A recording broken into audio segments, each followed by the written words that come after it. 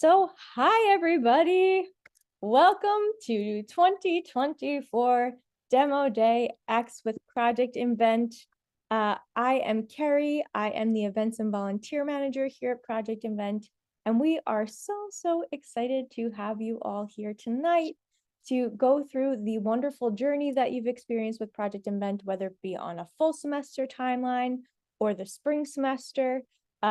It's really incredible to see middle and high school students embark in the invention journey and really create for social good. So just to give you a little bit of a heads up, so tonight's schedule, we're going to do a quick welcome session. We're going to have 10 amazing teams from both middle and high school present. And then we're going to have a wonderful keynote, Jackie, who's going to talk a little bit about his journey and the innovation process and these different mindsets that you can have throughout your career, whether it be professionally or in the community. And then we're going to have our awards and closing. So being that we have both middle and high school students in the room together, we're actually going to split up the awards into two different groups just for equity purposes. And really, we are so excited. We got a sneak peek of some of your videos, but we're really excited to see what you have created, the prototypes that you've innovated for social good. And we can't go without thanking our sponsor, Sequoia, for this wonderful sponsorship that helps Demo Days. As people know, we are a nonprofit, so all the support that we get is super appreciated. And as we begin to grow, it's really important that we're able to provide the different supports that we need to support our students. So I'm dropping a link into chat. If you are inclined and have the capacity to do so, thank you for supporting Project Invent either through donation or your time, the wonderful volunteers. So without further ado, before we begin our actual pitch presentations, we would just love to do a little reflection piece and think about Project Invent and what it means to different students around the country and this invention journey. So I'm going to stop talking and I'll let students speak for themselves. We spend so much time, I think, designing for like the 99% of problems, but there are 1% of problems that are really important too, and that's what designing for social good is all about. Building and creating a product that's bigger than myself. Oftentimes as high school students, we live in our own little bubble, and Project Invent has taught me how to step out of that bubble and create for others. So our community partners are Chloe and Darlene, and they're very unique individuals, and without Project Invent, I would never have had the opportunity to work with them and know what it's like to live as a blind person. Building empathy for our community partner, that was a big one because as my teammate has told me, and this like stuck with me, corporate companies, when they build things, they build it for the general population on what they think is going to help. But having a first-hand account telling us I need this and I need that is it shows that we're like genuinely going to help our community partner.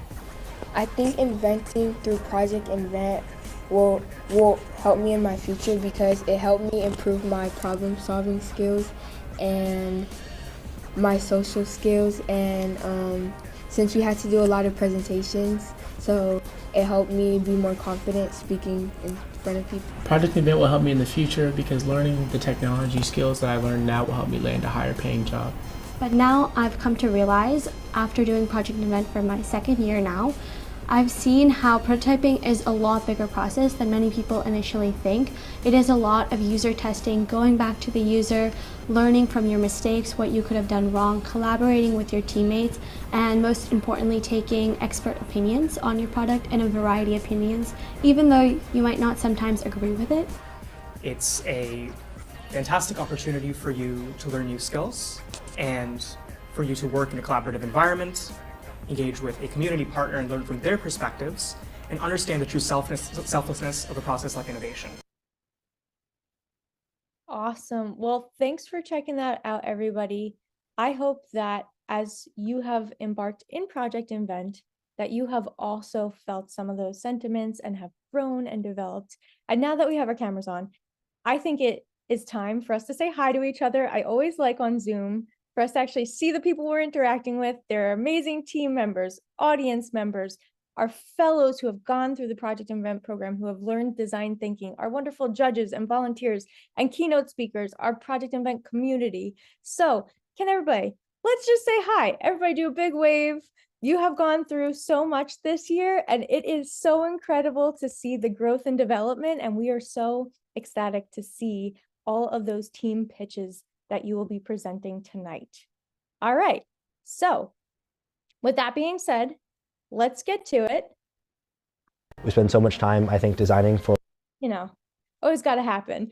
But we'd like to express our gratitude to the three judges who are here tonight, Roslyn, John, and Glenn, each with amazing backgrounds. They are wonderful professionals who have given up their time because they're so excited to see the wonderful inventions that you all have created within your community for social good.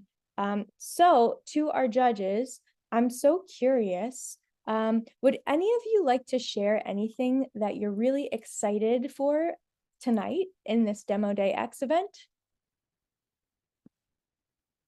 And feel free to unmute.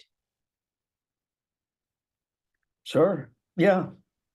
I think some of the best ideas come from people who are kind of working with like fewer preconceived notions about how things are supposed to be or work. And so I think coming in like fresh, without the burdens of like engineering school and having a million people told you how things are supposed to be, creates the opportunity for some like really creative, very cool out of the box solutions. So I just can't wait to see what's coming out for us tonight. Awesome. Thanks for sharing. Would anybody else like to share? I'm mostly excited to just see the projects and see the actual output and how it can be played into society and how that can help people. Awesome. Thanks, Glenn. And Roslyn? Yeah, hello everyone. Good afternoon. I would just want to say I'm really excited to see the inventions that you guys have all come up with. This is my first time judging, and this is my first time hearing about this before, so I'm really excited to learn more and see what you guys have come up with throughout this year. So really, really, really proud of y'all to getting to this point. Awesome. Thanks so much. Yeah, we're excited too. And it's so amazing to have all of you here today, especially with your different backgrounds and professional experience. So appreciate your support with Project Invent and the feedback that you're going to give them all. So we are going to get started, and we just want to welcome our two schools. So we have Philadelphia Performing Arts and Atwater High School. And Philadelphia Performing Arts is actually split into our high school teams and our middle school teams. And at Atwater High School, we have our teams ready to go. So we're going to start with our middle schoolers, and we're going to start with Team Knights with the Safety Bowl, a bowl for babies that is safe, convenient, and helpful for parents. And I just want to remind everybody that we're going to play the videos, and then you're going to get a 4-minute Q&A session with our judges afterwards. So Team Knights, get ready to go. Hello, we are Team Knights. Our product name is the Safety Bowl. We talked to our community partner, which is Riley Zankalin. She shared with us a few struggles she has in taking care of her baby on a day-to-day basis. We then picked 3 and 8 blueprints for them. The problem that stuck out to us most was that her baby liked to throw his food around and pick up the bowl and drop it. We wanted to help her with this problem because it seemed like she had been struggling to find something that could help her. After making a more detailed blueprint, we showed her, and she liked the idea that we thought of. When we were talking to my aunt, she said that the problem was that he throws his plates and anything that he put on the tight chair. Our product is a solution to this problem because first, there's a suction at the bottom that makes it harder for him to even lift up the bowl. And if he does get the bowl up, there will be a microbit that will detect this motion and the lid will close, preventing the food to spill all over. This product could not just help her, but also mothers all over the world. Our invention we made is a baby bowl that suctions to the bottom to make it harder for the baby to pick the bowl up. When the bowl detects motion, there will be a lid that closes, so if the baby does move the bowl, the food doesn't spill out everywhere. There were some simple inputs and outputs to our product, but they needed many components to work. Our input: when the baby picks up the bowl. Our output: the microbit detects the light change and sends a signal to the motor to close the lid. Something that my aunt said really sparked an idea was when asked, "What are some struggles you have with your son?" She said he throws his plates and anything that is put on his high chair. This gave us the idea to make a bowl. It took us a long time to come up with said idea, but when we did, it sent her a blueprint. She said, "Yes, it's an amazing idea. If you can you make sure the suctions are very strong? He can get suctions up easily." Her concerns about her son getting the bowl up too easily help us improve our blueprint and make changes for the better. Our bowl is unique because it has a suction and a lid that closes when motion is detected. There's a bowl called the Wee Sprout suction bowls for babies and toddlers. This has a suction and lid. The lid doesn't close when the motion is detected.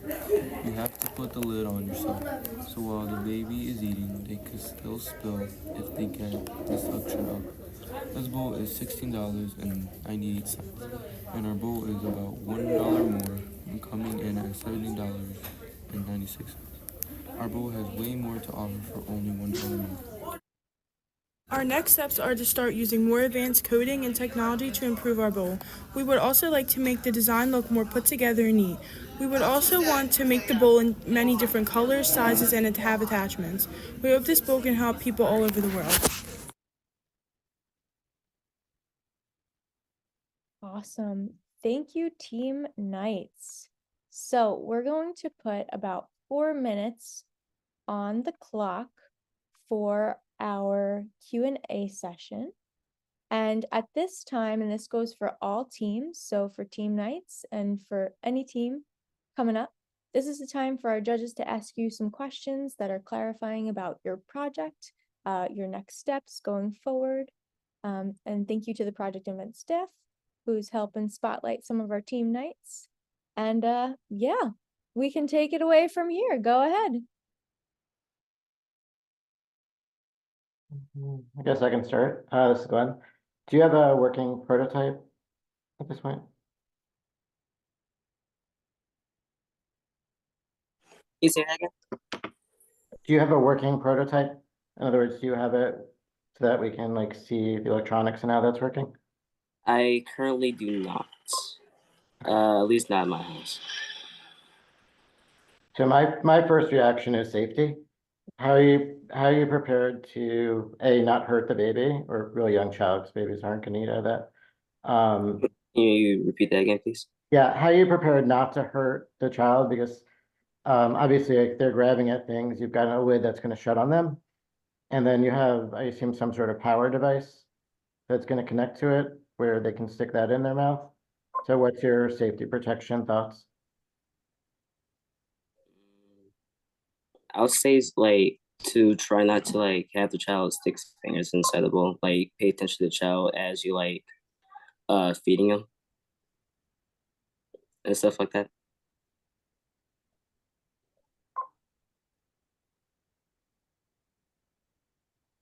I'm curious. I noticed in the slideshow it mentioned that you were using a light sensor to see if the baby was going to throw the bowl. That seems like an interesting approach. I'm curious, how does that work? It's supposed to like flash a red light when it detects motion, and sound plays for it too. So the baby's hand is like blocking a light sensor? I don't believe so. Not like blocking, but when it detects like motion when the bowl moves.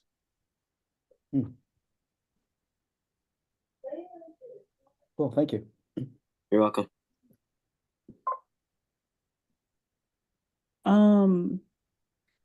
So whenever is it that when the bowl is being suctioned, because I was trying to understand the suction part, like is it that the mother has to suction it herself and then it stays like that for a very long time, or is there like a motion that automatically suction it to the table or the surface wherever the baby is eating? The suction is supposed to keep the baby from actually moving the bowl for himself, and the baby does somehow moves the bowl. The topping of it will close it once it detects the motion from it. So the top will close, or is it like The so? top. The top. Okay, so will the suction? If the suction is already just, is it automatic, or that's something that has to be manual first, and then once The suctions are manual. Okay. Okay. So what's automatic is the lid being closed so that no food comes out. Yes. Okay. Did How you get fast? that? Oh, Okay. sorry. Go ahead, Lon. How fast are you thinking this lid is going to shut? Because obviously spills are really quickly, especially if it's liquid. I mean, due to how fast we have tested the lid, it's like 3 or 4 seconds.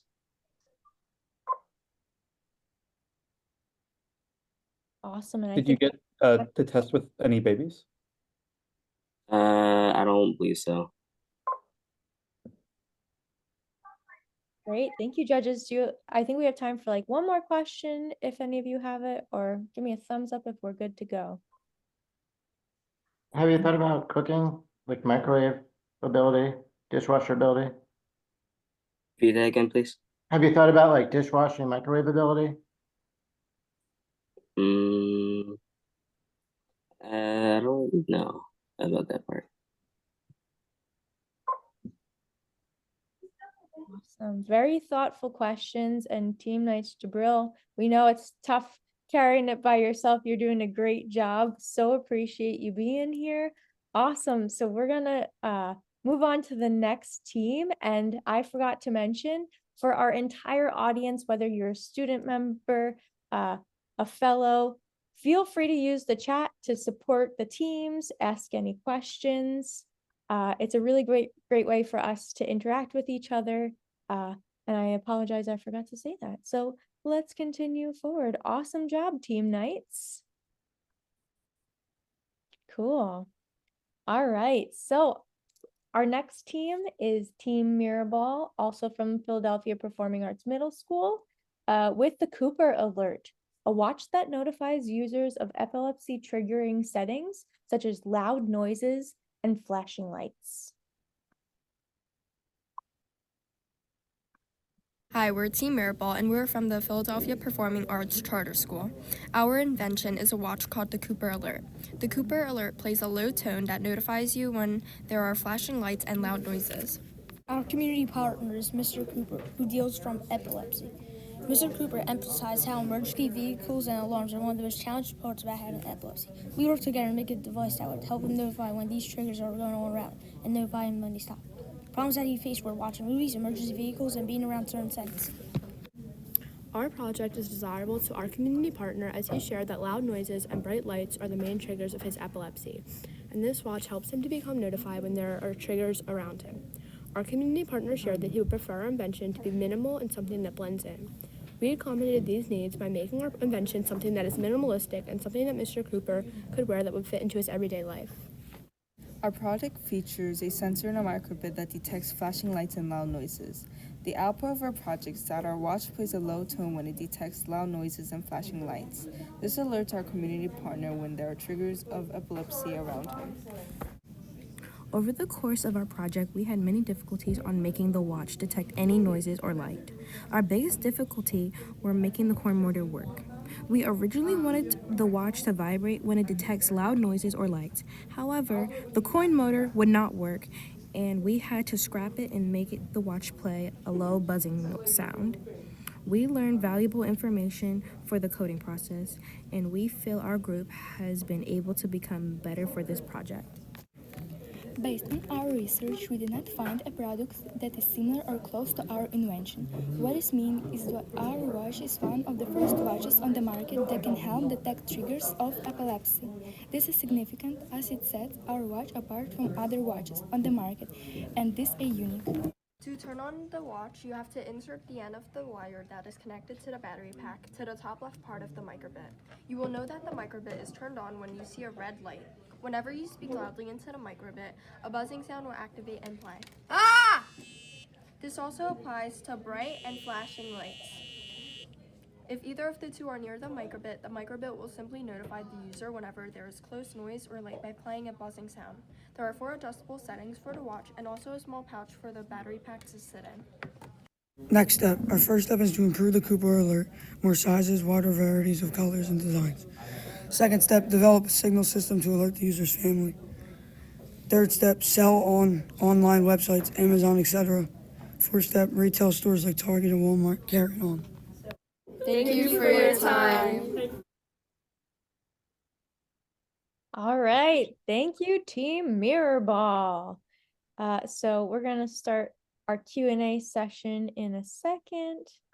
We're just gonna add our spotlights to our judges and Team Mirror Ball.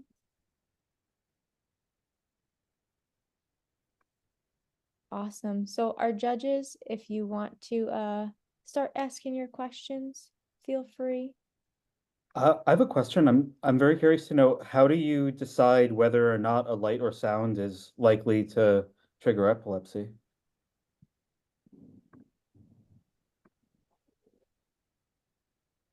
I'm sorry, can you repeat your question, please? Sure. When you detect a light or a sound, how do you decide whether or not that is just a normal light or if it's going to trigger epilepsy? Yeah, so we coded it so that it would play a specific type of sound. So if it's like a bright light, then it would play like a lower tone, and if it's like a loud noise, it would play a higher tone. But like, I mean, not every bright light is going to trigger a seizure, I think, but some specific patterns or properties might. Are you able to detect those qualities in the inputs?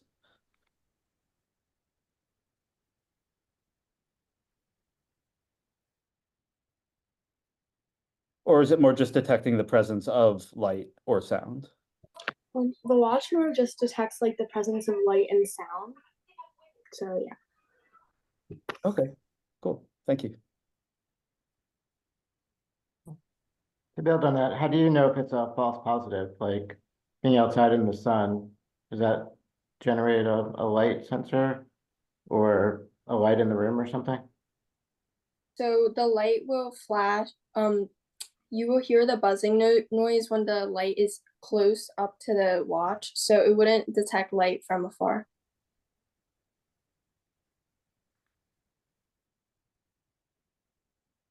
You said there was four different modes. Is that like different vibrations? Is that what you mean? Or what was those four different modes that you guys explained? Is it like one is like low and then really high that the user can set? Sorry, can you hear me?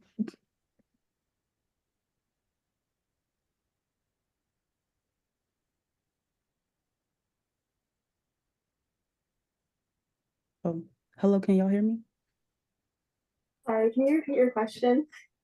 Oh, I remember you guys in the video, it was saying four different modes. So I wanted to understand what four of those modes represent, like because it's from the user can change it to like it being a high vibration to a low vibration, or Yeah, we can like go in and we can change it. So like if we want it to play like a certain buzzing tone or like a higher or a lower one.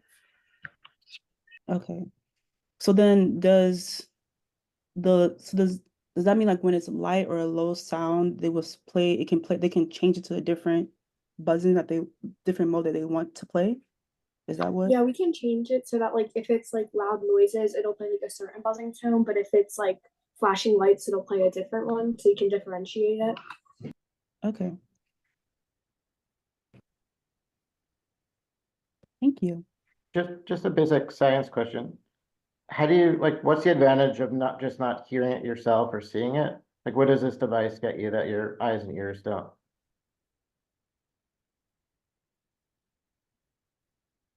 It will like notify him when the flashing light stops, because when like there are flashing lights and bright like and loud noises around him, he can't like look or listen to it, and he has to like close his eyes and like find a safe space. So when the buzzing stops, it'll notify him when the triggers of his epilepsy like stop around him. In the slides, you mentioned that the coin motor wasn't able to work. Do you have any sense of what might have been wrong or why that didn't work out? I think the problem was our coin motor. It was like, I think it was just like cheap and didn't work because the wires, like we tried connecting it and then it would work, but then it would just stop randomly working and it wouldn't work when we wanted it to. Hmm.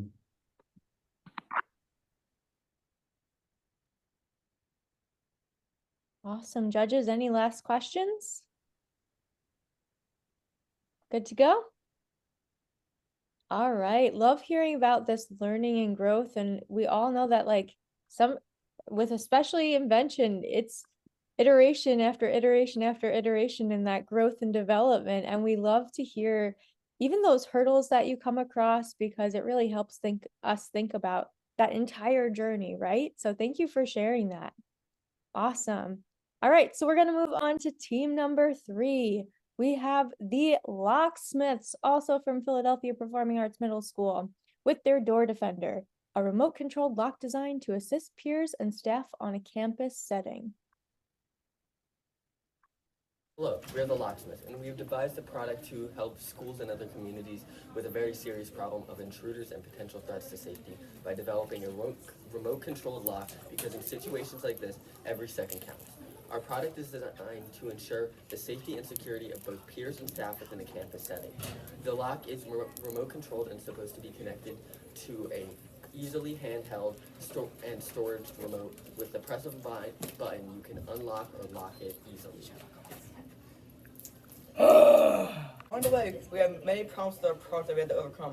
The first problem we had to overcome was our first set of code. For some reason, the code that we had to start wasn't the correct type of code we needed for our motor. The second problem we had was that the motor was working perfectly fine with the computer, but when we used a battery pack, it would stop working for some reason. The third and final problem was that the 3D print, when we asked the high school STEM students to print for our product, ran into many issues like the printer breaking, the print being on the wrong side, etc.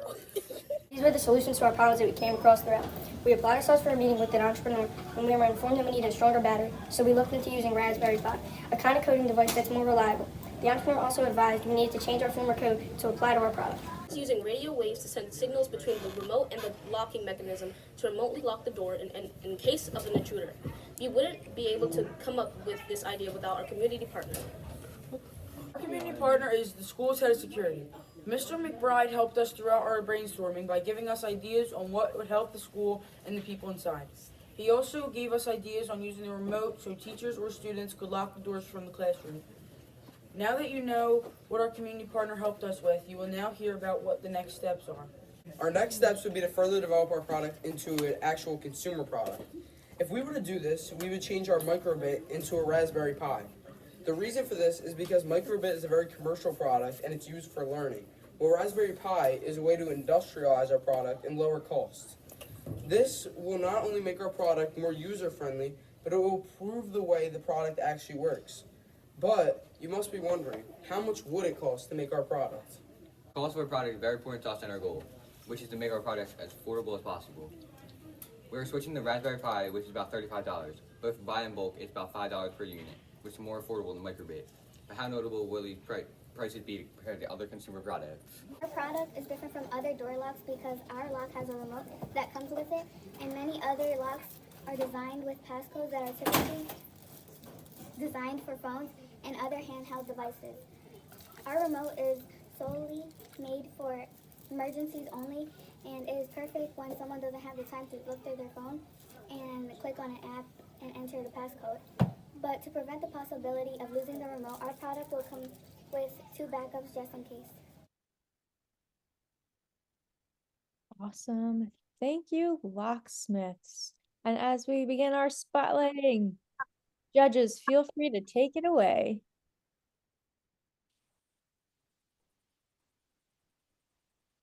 Were you able to get it working with like a door?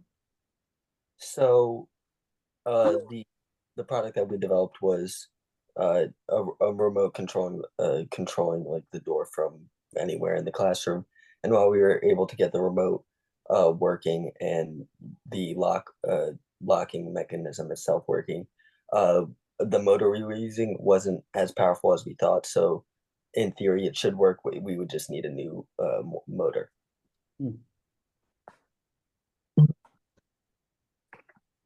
If someone was to install this, would they replace all the locks in their school or house or whatever it is?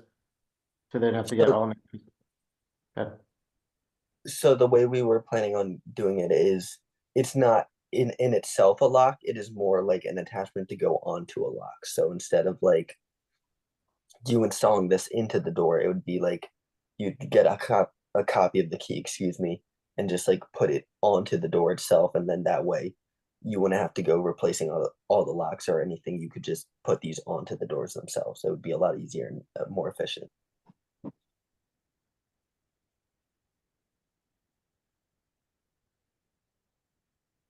What would you say the size of this invention is? Is it pretty small, like small enough to carry with you around?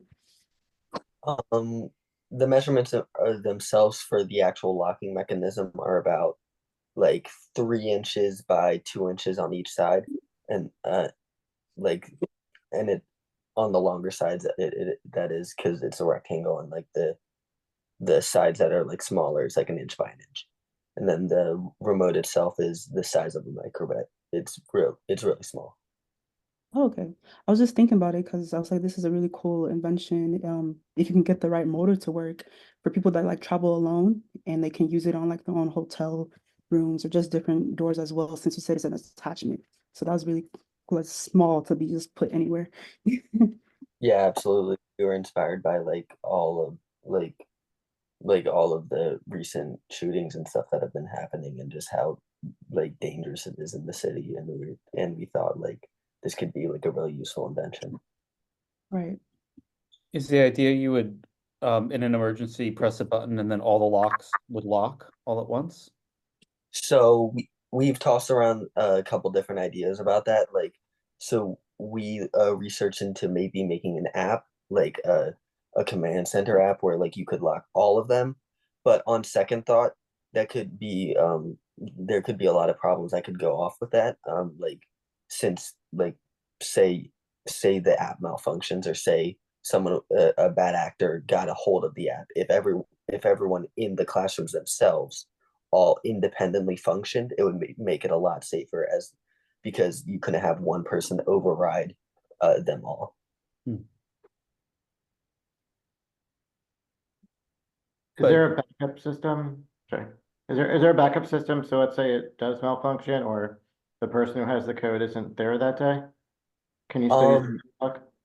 The backup system is that it's a remote that a itself you would leave in the classroom, and B, if the remote itself doesn't work, there is a buttons on the microbit itself that would lock it manually. So you wouldn't even have to take it off. You could just press the button on the lock itself.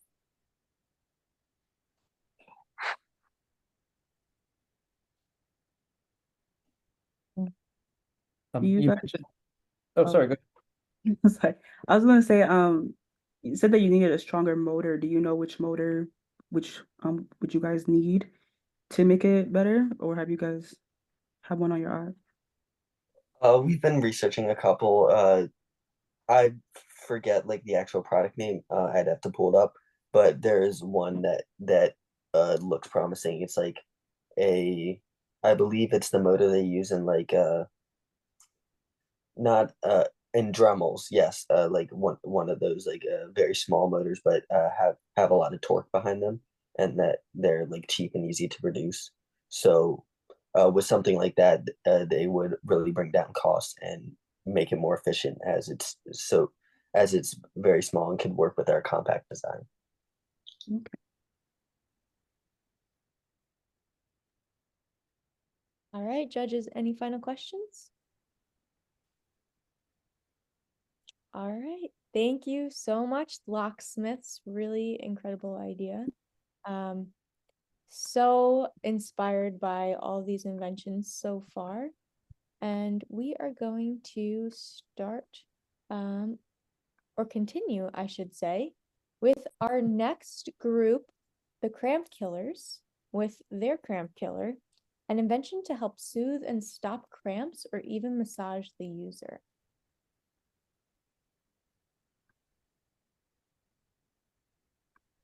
Hi, we're the Cramp Killers. Our community partner is one of our school's PE teachers, Richard Giandria. He's a gym teacher and a baseball coach too. We had two of our teammates go and interview Mr. Giandria to find out what he thinks the issues in the community of athletes are and people who play sports. He brought up many things like better equipment, more padding, and cramp. Our invention can solve many day-to-day problems, but mostly that problem is for helping stop cramps. In the real world, cramps are a very big problem from everyday lives to sports players. Our invention can either help soothe and stop cramps or even provide a way to massage yourself. This problem stood out to us since everyone, including kids, adults, and yourself, and the list goes on. Cramps can prevent people from not being as productive or losing a sports game since you can't move your arm or leg from a cramp. This is why we thought of this invention that helped the kind of person either soothe or relieve pain. The solution we found to cramps was a vibration sleeve. Since a cramp is when a muscle tenses up, we decided to use the vibration sleeve to release some tension to soothe the muscle. It's very simple when it comes to design complexity. First, you will put it on the arm sleeve and make sure it fits well. Then, you will click the button to make it turn on. Turning it on will make your arm vibrate. I remember that. Our product has an impact on community because our product included many features that's not available on the market. We included the vibration and the heating cooler in the arm sleeve for athletes. The following features our product has: vibration to help cramps and muscle pain, heating and cooling to help reduce inflammation and to not injure yourself while doing physical activity. Different coolers we could try to use to see if it will work. He gave us different wires to put onto the microbit. Also gave us different ideas on what we could do with the cool. He sent us different links of videos which we could watch and get examples, use it on the microbit.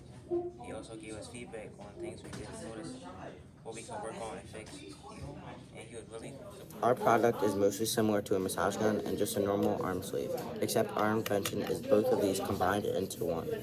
I think if we were to make this into a real creation, it would do pretty well on the market, except we don't have a range of price. I think our best feature would be vibrations, because vibration helps cramps go away and helps loosen up your muscles and helps you play at your best performance. The next step to develop the project is to finish the project fully. While making the project, we was figuring out how to make the switch turn on and off. But we couldn't figure it out. We couldn't figure out how to make the switch go on and off. All right, our cramp killers, here you go.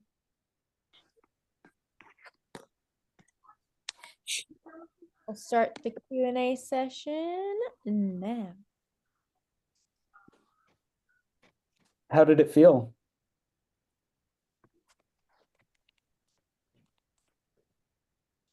Wait, what? I took them. Like when you wore it, it looked like somebody tried it out. Was it Yeah, comfortable? that was sound.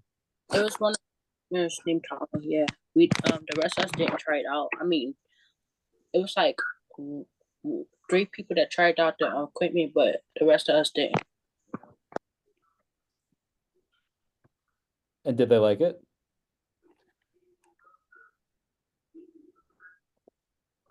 Yeah, it helped remove pain from their arm.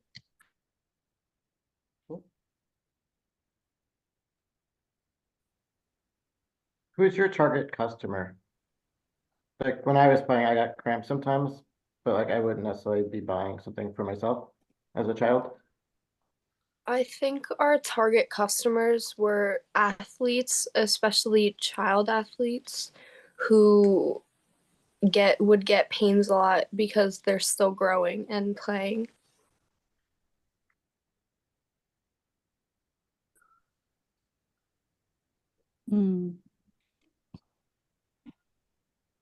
Did you look at all into washability? Because I imagine if this is going on athletes, they're going to be maybe sweaty and you would need to clean it after a while. Is it possible to wash this?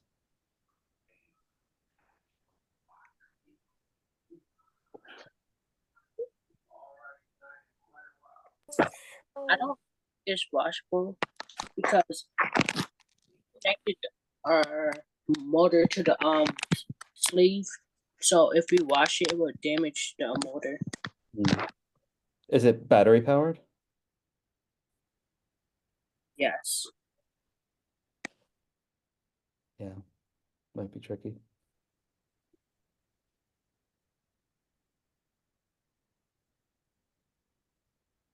Have you tried this for like legs or other body parts?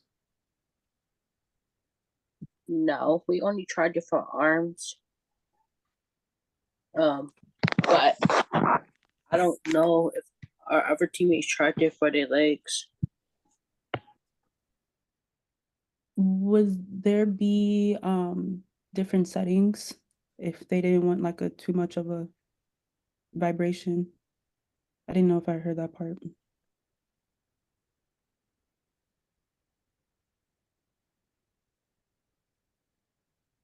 Repeat the question again. Is there different modes of vibration? I don't know if I missed that part in the video. Or if there's only one certain mode. So for vibration, there isn't like a mode because we have like the difficulties of like controlling like the vibration, because sometimes when we connect the wires, like the vibration will work, but sometimes it won't. So we don't have these levels of vibrations. Do you have a plan to improve that aspect?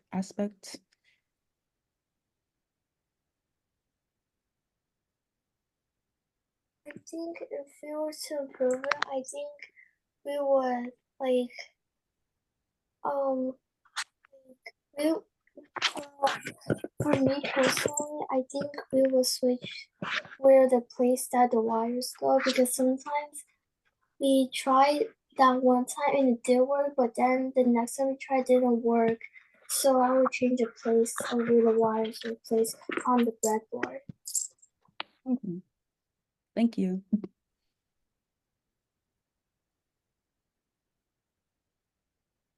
I know some cramp relief can be from heating as well. So I know also from my line of work that they make sewable heating elements that you can sew onto fabric. It's not really a question, but you can maybe look into that for the next iteration. We tried to use heating and cooling, but we couldn't really get it. But the vibration motors do heat the thing up, the actual device up, but it's not really heating and cooling. Gotcha. What was the problem? Why didn't the heating work? We didn't really, we would have to buy heating and cooling devices, and when we did try, we couldn't find any that were compatible and that we would be able to use that we thought was in a good way for our device. You know, for my work, I know they're actually crazy expensive too, the sewable, washable ones.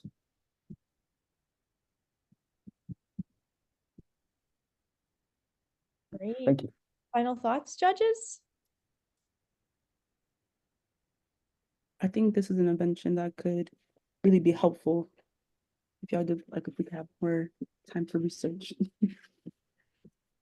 Absolutely. Well, thank you, Cramp Killers, and totally agree. As we said, like the invention process, it's a continuous thing, and it's so awesome that we have such wonderful judges here who are also able to share their insight with us too, as they have their experiences and backgrounds as well.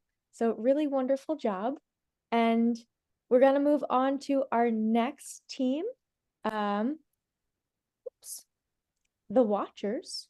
And they have the Vibra Watch, which is a vibrating watch for time management.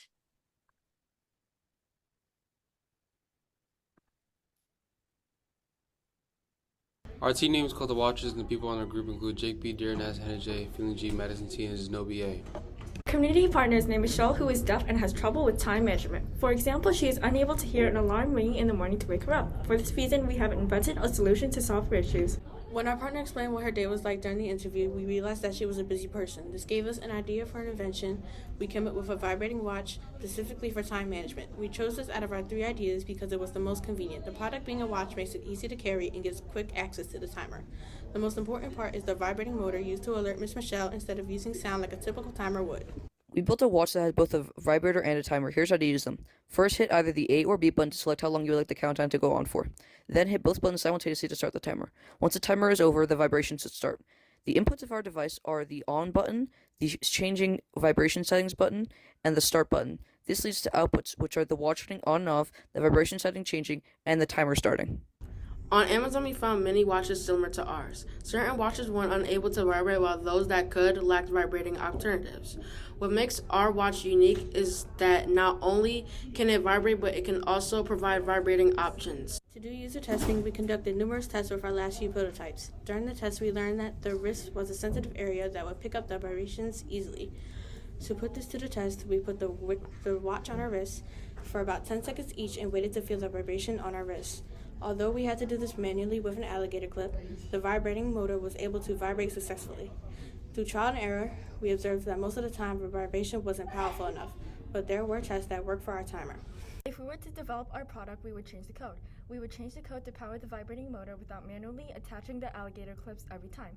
Not only that, but we would choose to meet with more engineers to discuss our obstacles and find possible solutions. We would make these changes because it would advance our invention and help us interpret how to use microbits more effectively.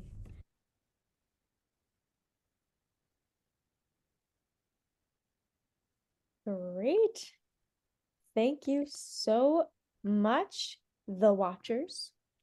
And let's take it away to the Q&A session. For the timer, is there a mask or is there, like, how long can it go for that before in between vibrations? How long can you set the timer for? Like, if I wanted to use it for, instead of using like a regular phone alarm and I want to sleep for 8 hours, can it go for like an 8-hour time period? The timer can go for theoretically infinite. There is no limit besides the screen itself. Okay. How many timers can you set at once? So is it just one timer at a time, or can you set for your whole day?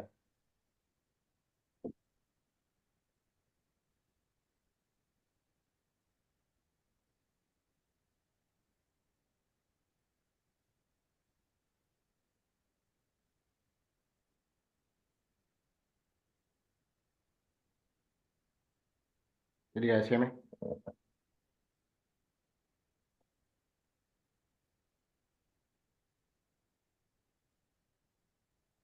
Somebody's timer didn't go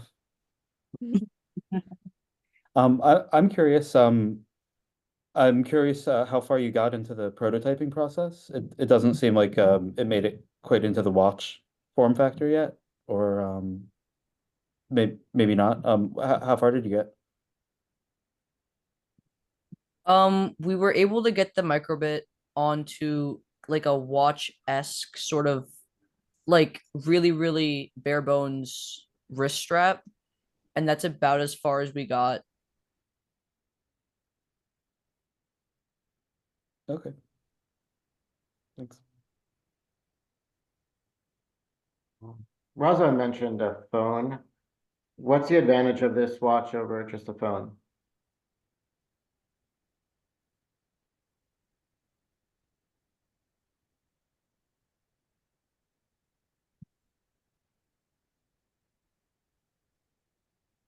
And for our teams, if you don't have a response, it's okay to say, I don't know, or we haven't thought about that yet, or the great next steps.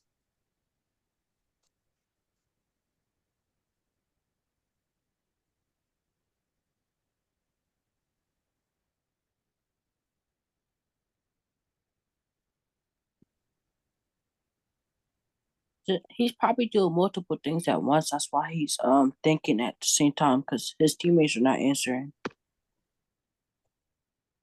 That does happen. We do like to think about our responses, right? Good call out. Judges, do you have another question potentially? We have about a minute left for this Q&A portion. I'm curious if there's a sense of what this product might cost. I could certainly use one.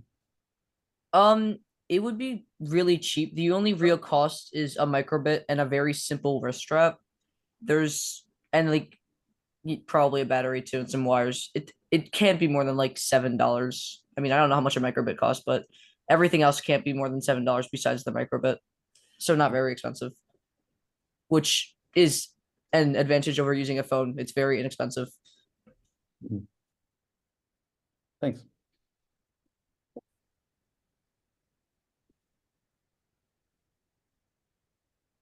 Cool. Well, great.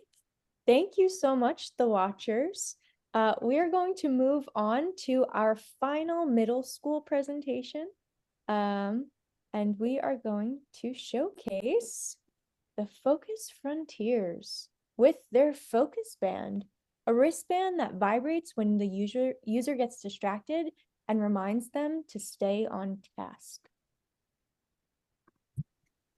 Hello, we are the Focus Frontiers, and our community partner is Christian Jimenez. Christian is a 13-year-old boy in our group that has ADHD. He has an interest in video games, boxing, and coding. Meet our team: Frank, Caleb, Marcos, Lucius, Xavier, Isabella, Liam, and Christian. Our community partner is Christian Jimenez. He has ADHD. ADHD is a disorder which could last all the way until adulthood. It can cause things like paying less attention to certain things, impulsive behavior or reaction, and or being active. Christian has trouble paying attention in class, which impacts his grades, which he wants to improve. Christian Jimenez stated, "I have a lot of trouble focusing in my classes, and I could use the help with my issue. To help my grades back up, this is the problem we're trying to solve." The product we made is a wristband that wraps around the tester's forearm with the microbit that stands on top. Whenever they aren't focusing or called off task, it'll vibrate around the area where the wristband is located, and it reminds the user to stay on task. And now on to our demo.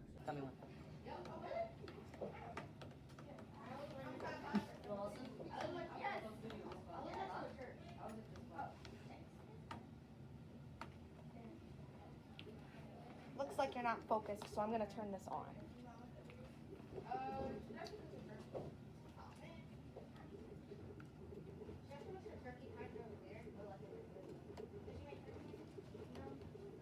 Our product features consist of a microbit, a vibration motor, silicone rubber, and a button. The microbit controls most of the code, which connects towards the vibration motor. We let him work on himself to have personalizations, and as he can feel comfortable and enjoy the feel of the microbit and silicone feel. The way we made our product is by using our brainstorm ideas. One of them being a headband that would vibrate if Christian stops moving. But the issue with that is that any movement would have turned it off, even from others that are in front of him. This also meant that it would be a more simpler design than anything more complex. This also made the code simpler because all we needed was an on and off switch. Christian also liked the idea by stating that he wanted the bracelet after our original idea was filled with errors. When testing our item, Christian stated that he liked the second item, which was the vibrating wristband, because it was a better fit for him than the headband. Christian did not like the headband because it was distracting for others and himself. Christian said that he would rather have a device on his wrist because it was less noticeable and more comfortable, so we went with the wristband. The reason our invention is superior to the other inventions is because ours is very light and small. Our invention is small and isn't very heavy to carry around. It can also be easily hidden under your sleeve if you wanted to. Another reason our invention stands out is because the watch can be activated from a distance from someone with the button. To further improve this device, we will work on making the device wireless so that the teacher wouldn't have to walk up to the student to turn it on. Once that's done, we will make a website and we will start to make advertisements and publish them. Then we will sell copies of our finished product. Amazing. Let's get to it. Time for the Q&A.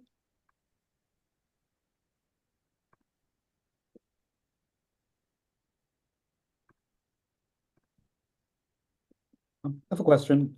So I noticed somebody was turning the switch on to turn the motor on to signal to pay attention. So what role does the microbit processor play in the sort of technology stack?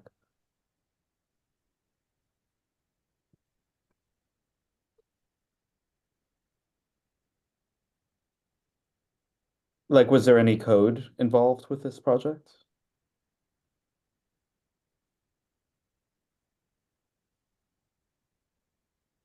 So our microbit transferred power onto the vibrators for it to be turned on, and our microbit also was allowed the on and off switch to be able to be used in the wristband. I see. Okay, thank you.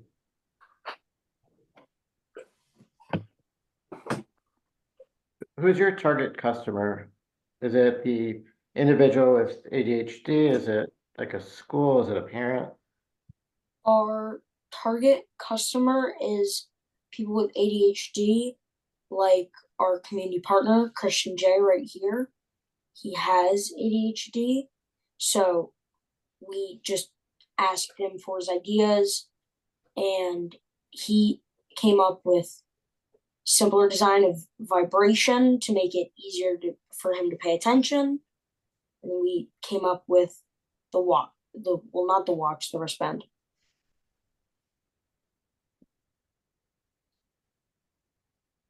Do you think you'll always need somebody, like a teacher or parent, somebody to press that button, or is there any way to get the technology to do that itself? I think that it has to be manual because of the issue that if it detects that there's no motion, if he's just not moving his arm, like him trying to well, he's not gonna have it on while he's sleeping, but let's say he's allowed to put his head down and it's turned on, if it catches him with the wristband, catches him with no motion, then it would vibrate. But that was one key issue that we experienced, and that's why we went with it being more manual so that it's easier to get across. I see. Thanks. Do you think maybe, I think I can understand it wanting to be more manual, but do you think maybe you can, I guess, trigger it in certain time periods and then maybe turn it off so that it can be known that, okay, now is work time and now it's rest time, something like that? Do you mean like putting it on to go off at certain times, at stop at certain times, or do you mean to just go on at this and or that's it? Do you mean like a schedule for the thing or for the vibrations to go off? Yeah, in a way. So like, for example, like you said, there's time to work and then there's time to rest. So during the working time, it will know that, okay, this is work time. You should be working during this time. And then it will just know to be off during your head down time. That could be possible. Hold on a second.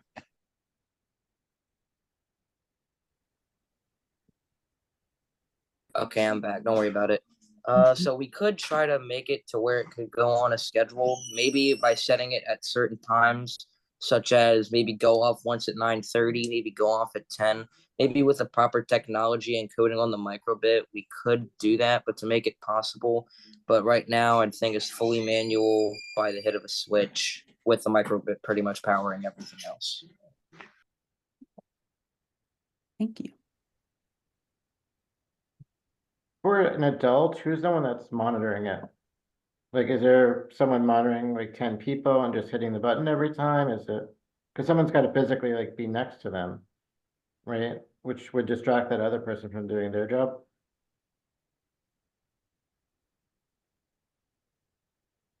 I have ADHD and I hired a project manager to do this for me. He just pokes me. Wouldn't it be much simpler rather than poking to have just a flick of a switch and go instantly back to doing that work? It'd be Rather better, than more discreet. I mean, wait, you cut out? I say it'd be more discreet during meetings, so probably better that way. Because it would be much simpler just to flick a switch really quickly and then go back to doing whatever you have to do. Like, for example, let's say this is in a student and teacher kind of format. A lot of students, if might need help, and the teacher would get distracted by trying to help the student with ADHD from trying to zone back in to doing their work. So a simple flick of a switch would make it way more easier for them to just go help somebody else. Without disturbing the rest of the class. Makes sense. Cool. I love the conversations that are happening here. We have time for one more question if any of the judges want anything else. Are we good to move on? Awesome job, Focus Frontiers. And let's really give a round of applause to all of our middle school teams. I agree, Jax. All of these teams have had such great names. Love these ideas. So I just put it in the chat. Let's show some encouragement, some support.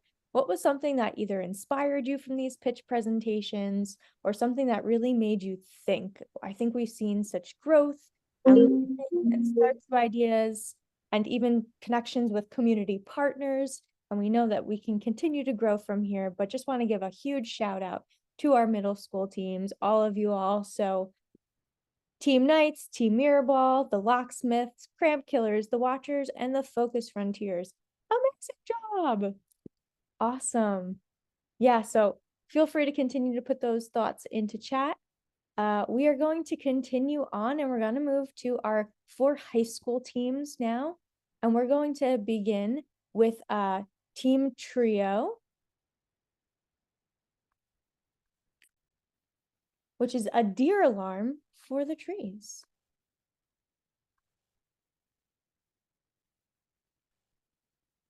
Hi there. Are you concerned about the future of our planet and environment? Our group name is Trio. I'm Charlie. I'm Philip. And I'm Davis. We're a group that has been teamed up with Colonial Canopy Trees. They are a group that has been dedicated to planting native trees and removing invasive species in East Pennsylvania. Recently, this group has been running into a persistent challenge. Deers have been rubbing their antlers on the bark of the tree, which stumped the growth of some of the trees. To respond to our problem, we've thought of and developed a solution for them. A solution? An alarm. Not just any alarm though, but a deer alarm. Our group has created a deer alarm that has been powered by artificial intelligence. We've trained our AI to recognize deers from thousands of photos.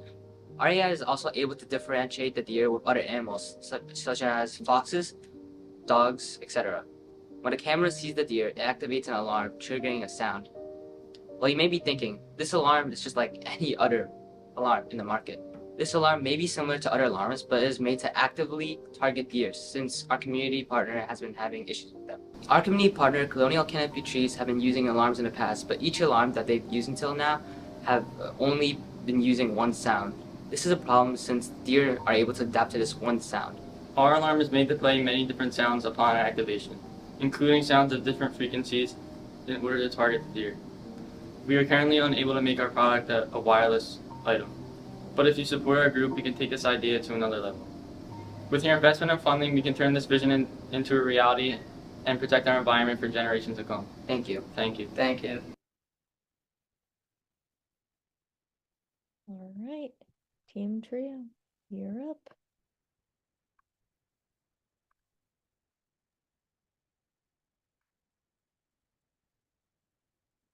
That's pretty cool. Trained in AI. Is this something you'd put on every tree, like in a certain area?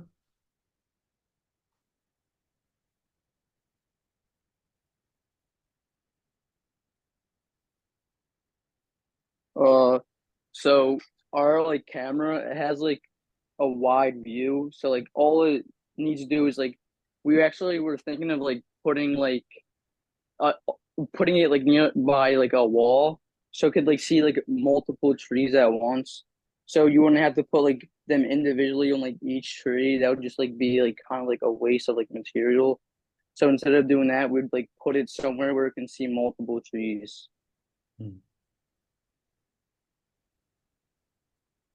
Are there some trees where it's okay for the deer to rub, like more mature ones, or are you just trying to keep them out of the area altogether? So usually where they plant at, there's like not a lot of trees. So there's like usually like a bunch of little trees around, and we just want to keep them away from that area, so they can like so when they're scared, they can just like run off to like the other like mature trees that wouldn't sound the alarm when they do that. Cool. Thanks. Mhm. How does a transmitter work in terms of power, in terms of internet or whatever connectivity you need in the middle of nowhere? Like, it's obviously if it's something close, it's easy, but if it's in like a forest or something, I would think it's hard to connect an internet connection. Yeah, so that's like one of our like problems we're trying to solve right now. But usually like where they like plant near like parks or like somewhere like near like somewhere near people. So because like people wouldn't really cut down the trees if it's like in the middle of a forest.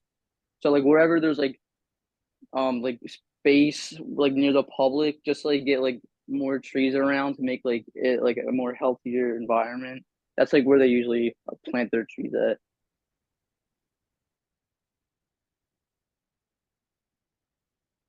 Mhm.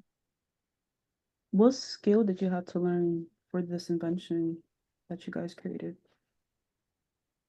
or to build your invention?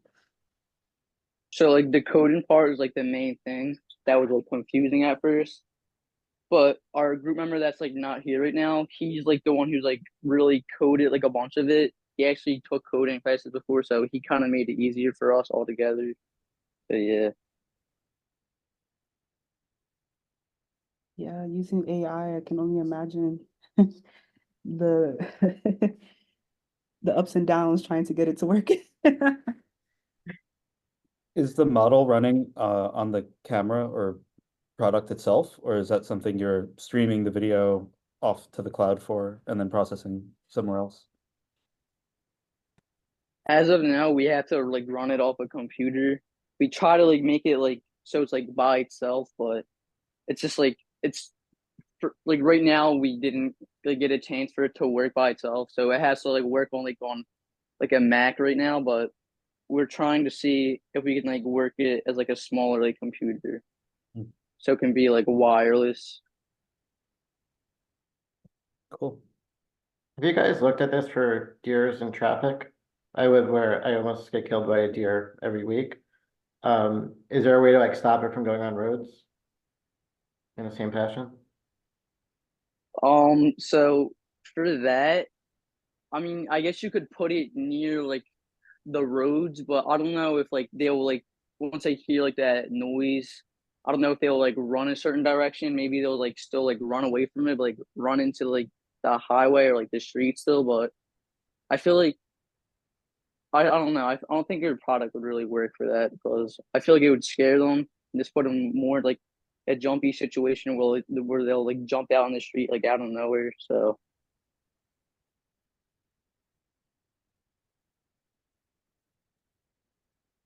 All right, any final questions from our judges? We're good to go. Awesome. And I just want to shout out, got notification that Team Trio's community partner is here, Andrew. So Andrew, thank you so much for joining and checking out the Demo Day X and for being a community partner with String Theory. It's amazing sharing your story and helping guide this project. So just want to shout you out. Amazing. Thanks for being here. Cool. All right. So we're going to move forward with our next team. Also from Philadelphia Performing Arts School, the Infinite Engineers, with their growth stability probe that will help beautify the world and make it a better place for both humans and nature.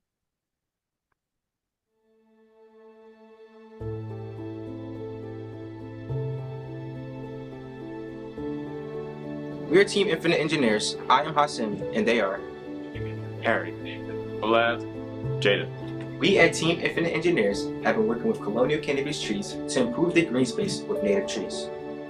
The problem is, planting trees isn't always an easy job, and the conditions aren't always right for the trees to grow.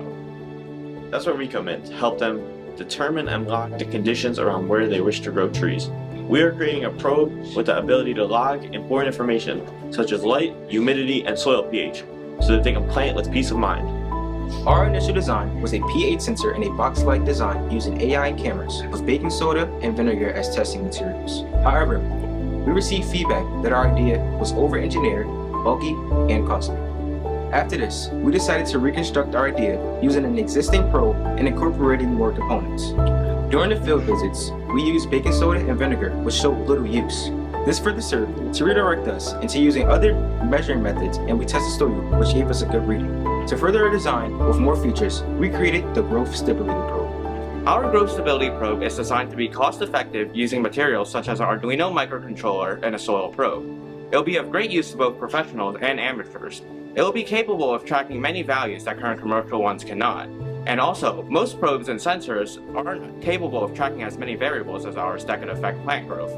Our model also helps to log conditions in specific locations to make failures and growth easier to track. Our model plans to track light intensity, humidity, temperature, and pH while still being affordable. Our project seeks to provide local plants and wildlife to beautify our world with greener color, better air, improved water quality, and thriving wildlife. This project will help us build a world in which we live alongside nature.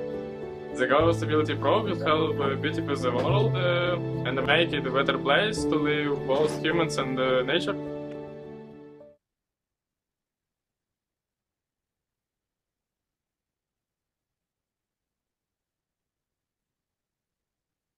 Awesome. Infinite Engineers, here you go with your Q&A.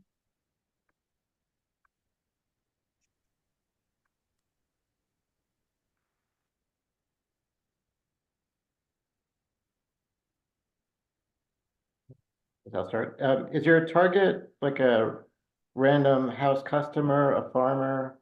Like who do you expect to be purchasing the product mostly? Hashem, you're muted. I think he's saying he can't mute.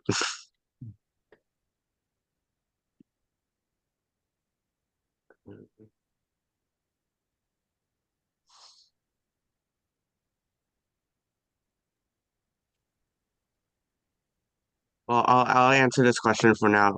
You asked the target audience for our product, right? Yeah. So we wanted to target our product towards any kind of like people trying to get into gardening or planting things. Not really like one plant or two plants because it wouldn't be as like valuable in just terms of one or two plants. But if you're trying to plant like a miniature garden or like a large amount of trees, then you would be able to track where they are and track the like growth conditions in the area and for each specific plant. Yeah. I'm curious, the video mentioned that this can do more readings than the competitors, the existing products. What can yours do that the others can't?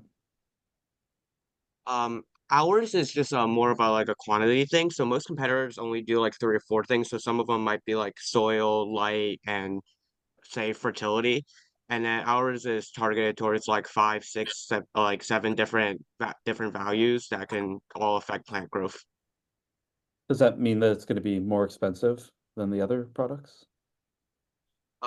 It is likely with like each different variable we add on. So maybe it's possible that we could have it as like modules where you can buy certain like different things that you might want to consider when growing. So like each different variable is a separate add-on. Makes sense.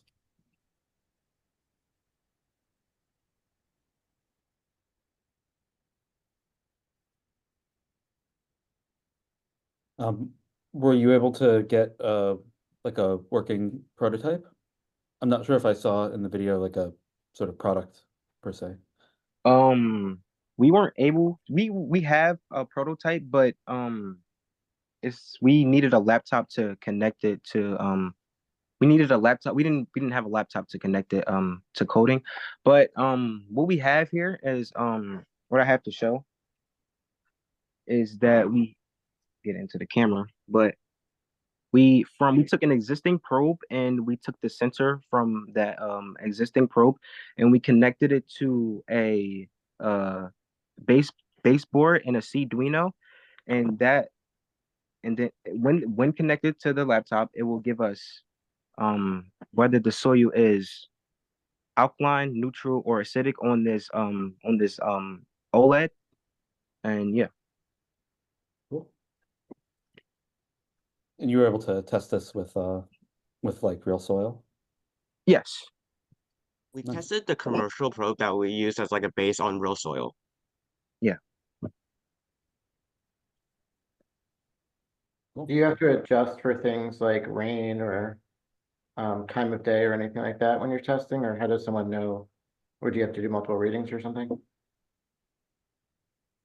For things like rain, I think you should try to avoid immediately after a rainy day because that could like really affect the readings. And so it's better to track on like a normal condition, like an average day of what you expect the plant would be in. So this doesn't live in the forest or wherever. It's something you would go and put there when you're curious? Yes. Also, if like somebody And the wanted, point is like the idea is when you put it into one time, it like tracks and logs that one area and tells you where it is and like the conditions that are in that area. so if somebody wanted to, let's say, create their own garden, they can use your product to help them realize what parts of the backyard is good for planting certain vegetables or flowers or etc. Correct. That's okay.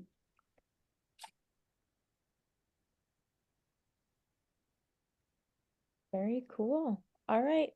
Any more questions, judges? All right. It looks like Thank you so much, Infinite Engineers. Awesome job.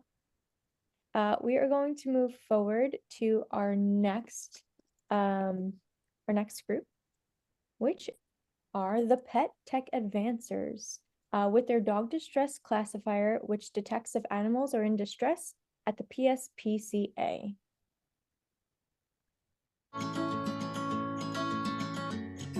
Hello all, we are the Pet Tech Advancers. My name is Zillan. Our community partner is the Pennsylvania Society for the Prevention of Cruelty to Animals, the PSPCA. They have one of the largest shelter hospitals in the Philadelphia/Pennsylvania region. The PSPCA has a challenge monitoring their sick animals. PSPCA has an isolation ward that houses animals with contagious and infectious diseases. It takes a long time for the medical staff to suit up and enter safely into the ward, thus the animals receive less frequent care. Our solution to this problem is to create an AI-powered camera that can monitor the behavior of the animals, mainly in dogs and puppies. Our invention is programmed to recognize animals' distress behaviors. If the AI detects an animal in distress for 5 minutes consecutively, it will notify the vets to check on the animals. Our product consists of an individual wide-angle camera that will be placed into a single kennel, powered by Raspberry Pi hardware and software. All small components will be compacted in a casing to not interfere with the health of the animals in the kennel. The footage will be live streamed to computers and accompanied by a log of distress signals detected by the AI for easy access by the medical staff. On a site visit to the PSPCA, we presented our prototype and received feedback on how to improve it. We observed the kennels, measured the dimensions, and collected data of distress signals. Our product needed to be rechargeable with a long battery life, have a protective casing to not leave any wires exposed, and easy access to camera footage at all times. We created 2 AI classifiers for sound and image and gathered a diverse data set including many photos and sounds of dogs of any breed in distress and in good health. Testing included showing the camera pictures and videos of dogs experiencing different distress signals. The output was not always correct, and we problem solved by editing the dataset with background noise, photos of humans and other animals into the image training. This increased our accuracy. The opinions and feedback from the PSPCA staff and other research has allowed us to create a functional, user-friendly, and revolutionizing product. We experienced many technical issues and changed our platform to Raspberry Pi. We ran into issues converting coding languages from and choosing a code software that supported sound, images, and was energy efficient. This was a very stagnant part of our project, but we performed intensive research and made tech support calls to resolve these issues. After trial and error, we were able to overcome these issues and create an efficient product. AI grows to become more trusted, intelligent, and resourceful. It can be implemented in several different ways to benefit society. The introduction of AI into veterinary medicine will positively impact medical and veterinary medicine forever. An AI-powered camera to monitor and detect distress signals in animals is imperative to help revolutionize and make veterinary care more efficient with emerging technologies.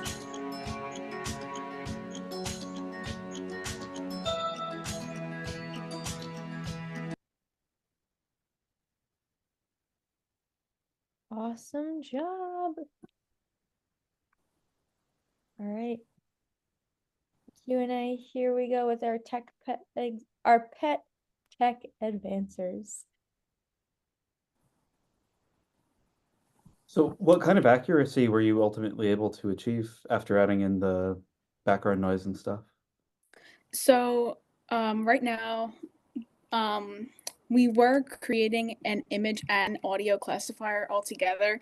Right now, we have the image classifier fully functional. So we have background, which includes different pictures of like the background of the kennel, different people, different types of animals that aren't usually in the kennels. And then we have two categories, dog lying down and dog standing up. I have a demo video that I recorded. Is it okay if I show you guys that? She made me a co-host. Go for it, Dylan. Yes? Okay.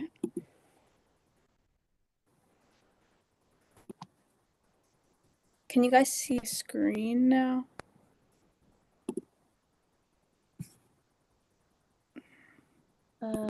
Yeah. We can't see anything yet. Here? Good? Okay. I think it's loading. Yep, there we go.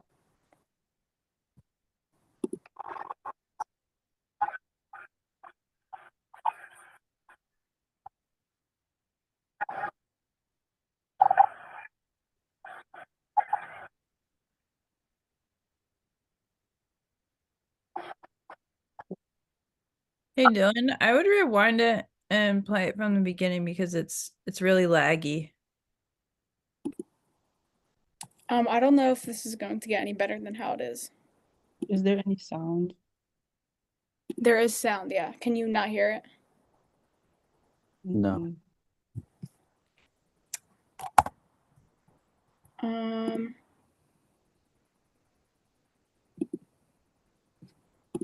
I don't know how to put the sound on. I've never really screen shared anything before. Dylan, I think I can get it for you, okay? Okay, thank you. Of course, of course. Just give me 1 second.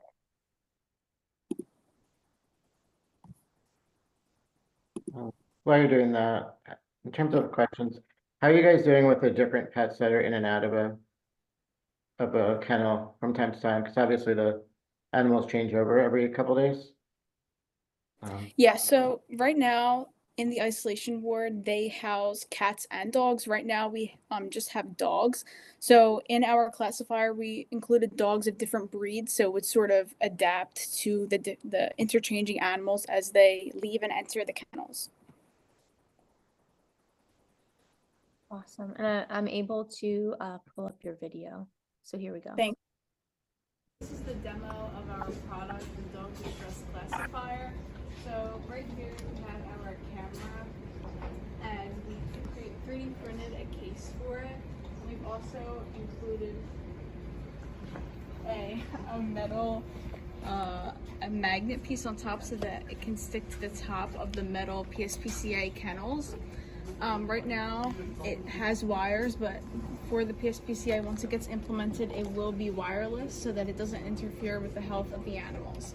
So right now we have it propped up on a stand, and as you can see up here, this is our product.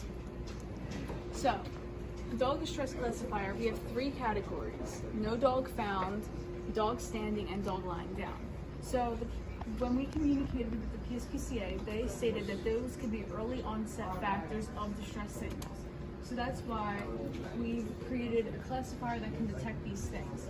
Every 10 seconds, the camera logs what it detects, and if it does so for 5 minutes consecutively, then it will notify the vets via a notification system that the animals can potentially be in distress.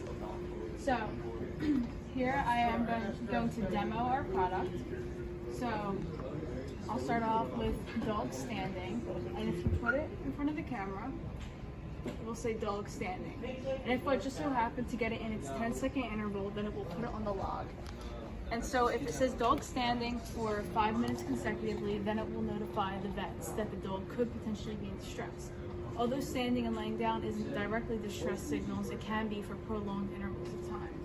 And then the same for dog lying down. And then there's no dog found if there is no dog. So that is our product. Thank you.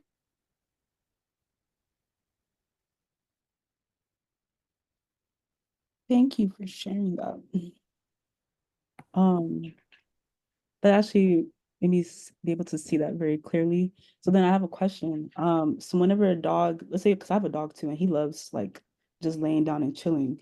So if he's laying down and chilling for like 5 minutes, will that also be an indicator too, or is that just like regardless if he's just laying down and chilling, they will still be notified? So right now in the PSPCA, where the cameras are going to be implemented, it's in the kennels in which they hold dogs with infectious and contagious diseases that are sort of in distress because they are sick. So that's why if they do experience these behaviors for prolonged intervals of time, it could be the early onset of a distress. So obviously these aren't directly distress signals, but it can be the onset of one for a long interval of time if it's just lying there for a long time.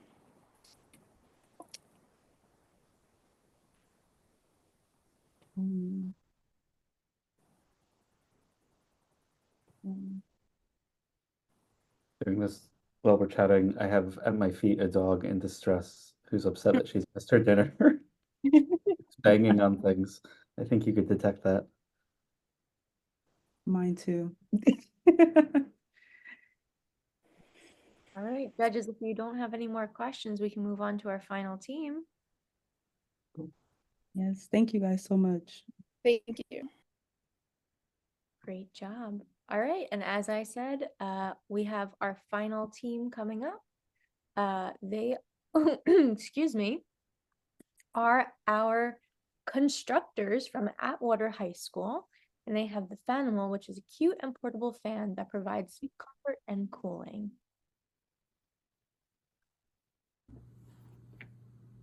Hi everyone, our team name is the Constructors and our product name is the Fanimal.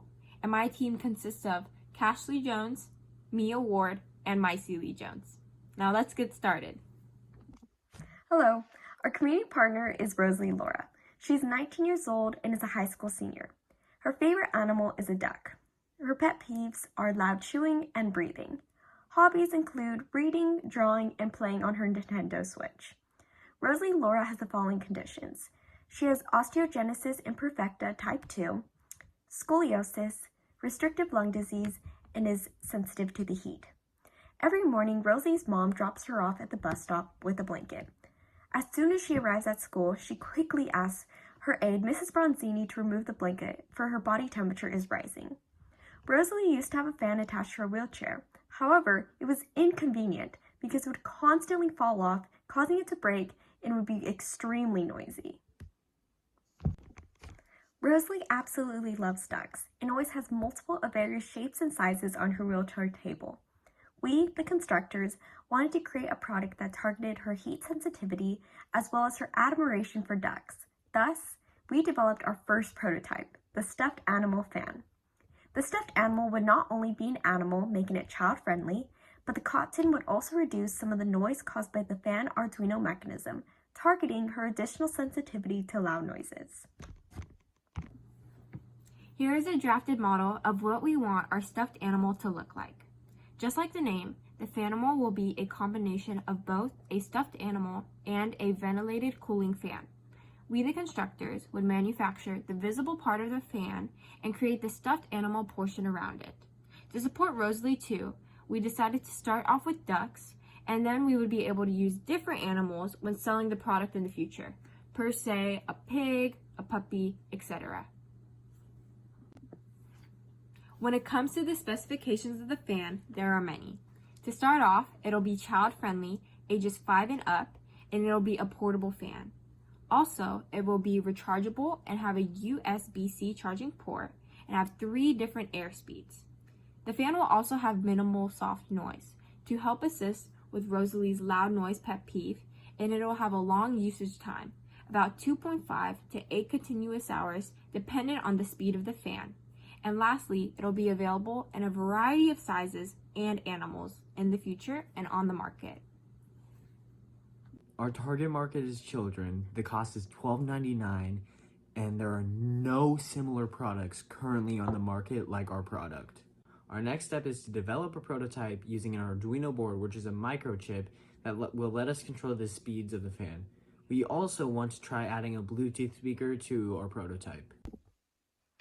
Once again, we are the constructors, and we look forward to the future of the Fanimal with the goal of Fanimals being sold at your local retail store worldwide. We encourage you to follow our journey on Instagram at TheStuffedFanimals. Thank you!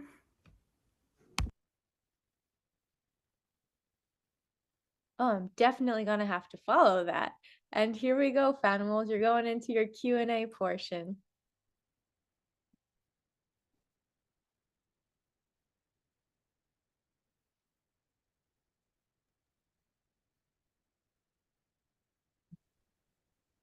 So were you able to make a fan prototype? Yes, so I believe on the third slide, there was the pink fan with a, I believe Minecraft stuffed animal that we had built around the fan. And in the future, we are hoping to make it into specifically a duck for our community partner, Rosalie. However, of course, it would be available in different animals and sizes based off of what kids prefer. And it's not necessarily towards kids, of course. Many other individuals would be happy to use it as well. And did it sort of meet the requirements for like fan noise? And were you able to test it? Yes, we showed her an image as well as just explained to her like the process of how it works, how it's like specifically pertains to like her needs. And then she was also able to try it out and she really loved it, especially that the idea that it was going to be of her favorite stuffed animal.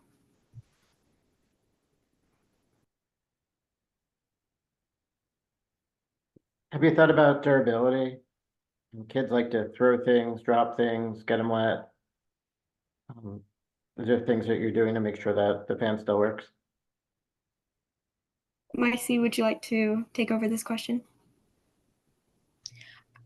Like we talked about already, I guess we've only made one prototype so far, so I wouldn't say we've experimented with the ability of kids ruining it and things like that. But I will say some things we did want to add besides durability functions was an automatic on and off switch. We also, like we said, Arduino is how my team is choosing to build the fan.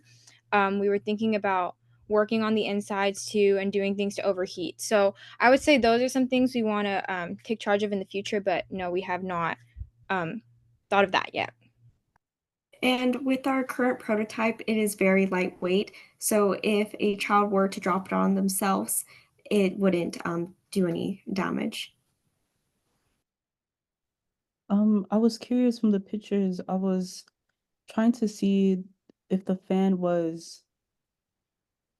I'm trying to see the placement of the fan. So I know the fan is inside. So from the back, is it all stuffed animal and just the front of the fan that's exposed? And if so, how would you be able to, I guess, charge it? Like, where would you be able to access the fan to charge?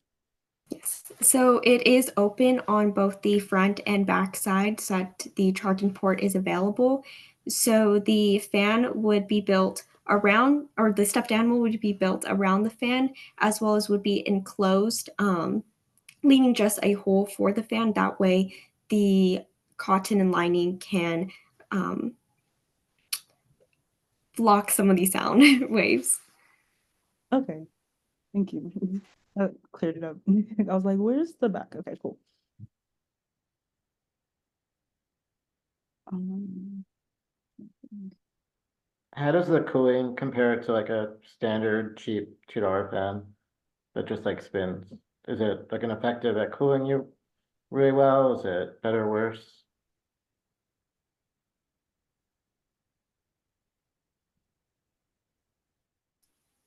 Sorry, could you repeat that question one more time? Sorry.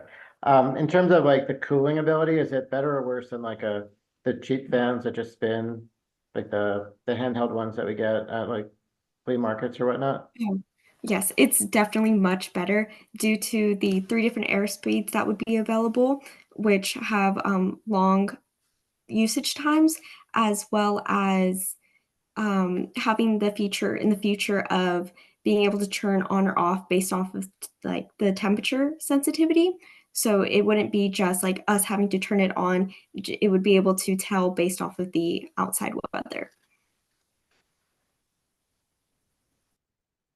I think we have time for potentially one more question, judges. Or are we good to go? I'm just curious to hear a little bit more about what the prototyping process was like. Was this something, wait, was this like you cut a hole in a stuffed animal, and kind of got it in there, or what, how did you work through the fabrication process? So our initial prototype, that was like the vision, like, oh, maybe this is simple. We could just stick a fan inside a stuffed animal. However, it turned out to be much more complicated than it appeared. So we pretty much built the stuffed animal from scratch, as well as created an inner lining, as mentioned before, to stop some of those sound waves. And then we also worked on creating an Arduino microchip that would have that heat sensitivity feature. Thanks. Awesome. Well, thank you, the constructors. And that ends our pitch section of tonight. So in the chat, I think let's give a round of applause to our high school teams. You can share something that stood out to you. And overall, middle and high school teams, amazing job. It's so inspiring to see not only your prototype ideas, but how you connected to the community. And it's really absolutely amazing and inspiring. So what's going to happen now is we are going to we're going to break up a little bit. And what we're going to do is we're going to have a wonderful keynote speaker. And for our judges, you are going to go into the breakout room that I'm going to create right now. And you're going to determine what teams are going to win certain awards. So we ask that only the judges go into this breakout room that I just opened. You have about 20-ish minutes. I'll be sending you messages to do so and to determine that. And without further ado, I would like to introduce Jack Chaudhry, who is our Executive Director of Project Invent, to introduce our wonderful keynote speaker. Thanks, Carrie. I really, really appreciate that introduction. I just want to start by giving a huge round of applause for all of our student inventors. I am just floored by the amazing inventions that you all shared. It's really, really clear that you all listened to your community partner and really spent time, the thoughtfulness, the innovation that you expressed in each of your pitches was just phenomenal. So if you haven't already, giving yourself a pat on the back or shouted out folks that you really enjoyed their pitches in the chat, please do so. Just so inspiring. And so now I'm so thrilled to introduce a fellow inventor, also founder and former engineer of not just one, but two awesome places of both Ford and Toyota. Really excited for Jackie to share his story of an inventor and certainly someone who knows how to take on innovation and take on the world by storm. So I'll let Jackie take it away. Appreciate you, Jax. Thanks for everybody spending their evening with us. I'm gonna share my screen. Let's see. All right. Let me know if you guys can see that. All right. I'm gonna start out with a song lyric. It's from the song Big Bank. Got my foot in the door and we still here. I'm a first generation millionaire by Big Sean. And so today I want to share how I got my foot in the door, how that led me on the path of first generational wealth, and why I truly believe generational wealth belongs to inventors like us. And so, how did I get my foot in the door? This really started with my mom. And so I had buckets of toys, access to a Nintendo 64 game system. Anybody playing Mario Kart, come at me. The 96 Nike Air Penny 2s. I even had a trumpet. And so I attended one of the best public schools in San Francisco, Glen Park Elementary. I had warm lunch to eat every single day. And to top it off, I lived on top of a hill. And so I felt like I had everything, but I still felt like I needed and wanted more. More of my mom. See, she worked 3 jobs as a single parent, all while being barely speaking English. And those buckets of toys, she found the Salvation Army and realized she could get loads of used toys for free, so I wouldn't be empty-handed during Christmas. That N64, we went to Blockbuster, rented the game system for a non-trivial amount of money, got home only to realize the plugs from the N64 didn't fit into our outdated TV. Those penny twos, learned my mom saved up for 2 months to make that purchase. But a side note, because I talked about Blockbuster and probably people don't know what that is. Blockbuster is like if Netflix was only physical stores, and instead of streaming movies from the internet instantly, you have to physically go there, rent a disc that has the movie you want to watch, load it up into your TV, and after you're done watching the movie, you have to go back to the place to return it. So I grew up in a crazy time, I know. My 4-year-old would never get this. Just the other day, where we're listening to the radio station I grew up on, 106 KMEL, and my Hannah goes, "I don't want to listen to ads, Papa. Can you skip it?" I'm like, huh? Like, that's not how the radio works. But this generation obviously has an expectation of instant gratification, and I'm here to preach slow and steady. And so, what you guys did today at demo day is one of many. You guys did a great job, and it's going to be a process, right? And because you guys chose to show up and invest in that process, you're going to win no matter what. And so, back to the story. Um, that trumpet I had, also rented, Glen Park Elementary. My mom borrowed her friend's address to qualify for that school. And so that warm lunch, mom figured out how to fill out that form to qualify for free lunch at school. That hill we lived on, we lived in the basement of that building for $300 a month. So quick pause to shout out to everybody that had the ability to celebrate Mother's Day yesterday. It was a big momentous day. In my household, we live in a matriarch, so every day is Mother's Day. So hopefully people got the had the ability to celebrate that. So it was my mom's ambition of wanting a better life, a life that could help me be the best version of myself, that was so contagious. Ambition is an internal force driving you to do things for yourself and the world. And my mom's ambition became my own. And so let's get into this, right? We talked a little bit about ambition and what that was for me. Everybody take out your phone, scan the code. Let's learn about each other real quick. How do you want to better yourself and the world around you? Like, what's your ambition?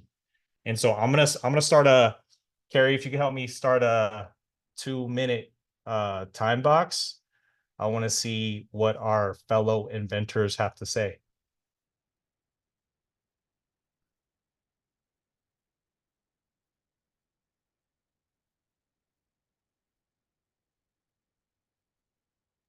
Two minutes on the clock and counting down. All right, I see 3 participants participating. Okay, go to college. invent a life-saving vaccine. Let's go. Help nature. Is that team trio?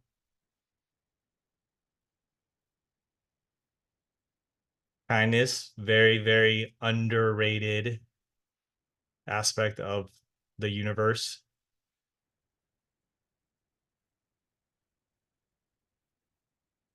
Go to college. We'll talk a little bit about college here. It's great.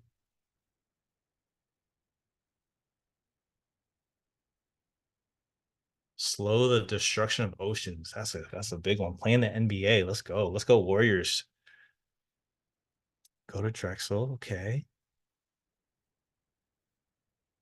All right. Wrap up the thoughts. We got a minute left. I love this. Thank you for everyone participating. Jax, Carrie, did you guys submit your ambition? All right. All right. Oh, for sure. Excellent.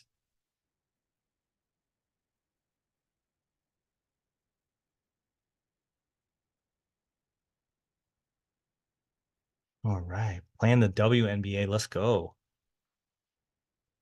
Make movies, save the orcas, adopt a new hobby, future help civilizations, listen to others more. I'm a, I need to do that better too in my house for sure. Be kind to others. Yep.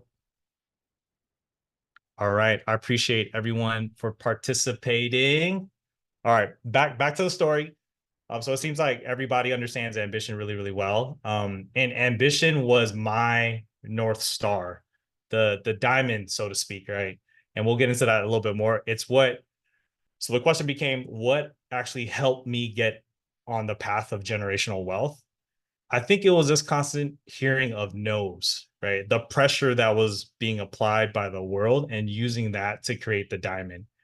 And pressure came from my extended family not wanting to take in my mom and I when the gambling sharks were after us to repay my biological father's debt. Remember, diamonds are only created by pressure. And so pressure is teachers telling me I wasn't ready for college prep English. Pressure is your fellow AP classmates thinking you were in the wrong class. Pressure is not having a mentor guide you through the daily challenges of life.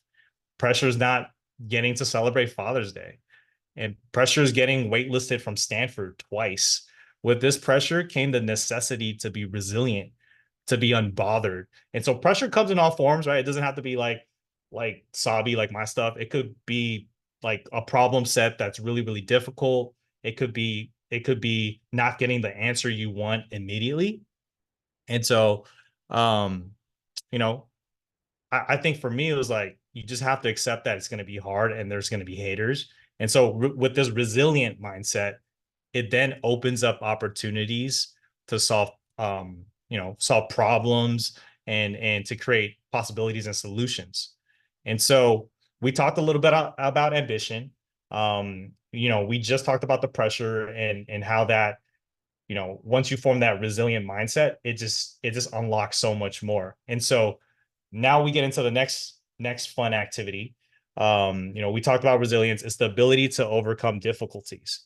And so I want you guys to think about the hardest thing you've overcame thus far, right? There's going to be more of that, but think about what you've gone through so far.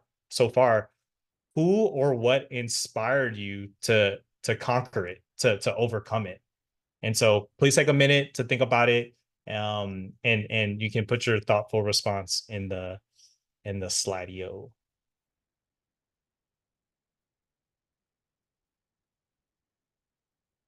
And I know it's going to take some, vulnerability and some sharing, but appreciate you guys in advance.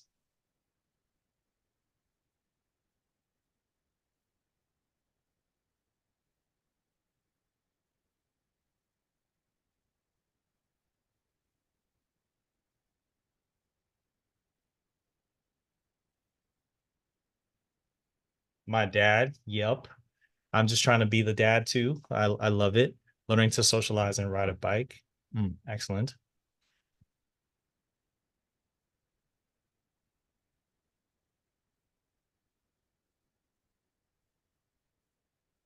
My friends. my depression. Thank you for sharing. Socializing with my mom, my community, getting low grades, my classmates,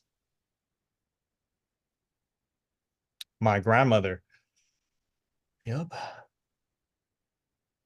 God, inner strength, parents, future, teachers.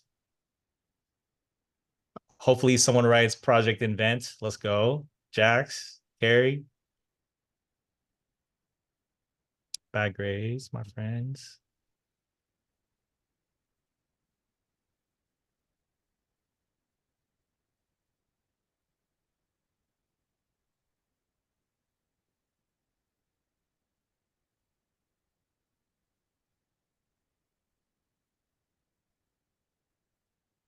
All right. I think we have, there's a 30-second time countdown.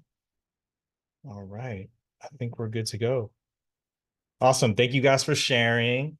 And so like all of us, right? There's gonna be challenges, right? And so it's that ambition that kind of gets you to move to that next step, to whether it's the pressure that creates the diamond or you know, so to speak. I think it's a huge opportunity. And so you'll see the trend here. We're talking a little bit about ambition. We're talking a little bit about resilience. Those are all essential ingredients to the design process and inventing process. And we'll talk a little bit more about the rest. So we talked about the resilience, right? And so I started to get into my creativity bag. Not living the American dream with a perfect family. Okay, no problem. So for me personally, I turned to cars because they were deterministic. They were predictable. They trained the brain to solve problems. It's math. And it was the thing I was supposed to get and more from having a dad, right? And so this is how my kid brain worked. And so I started building my 10,000 hours of learning, solving problems, and working on cars.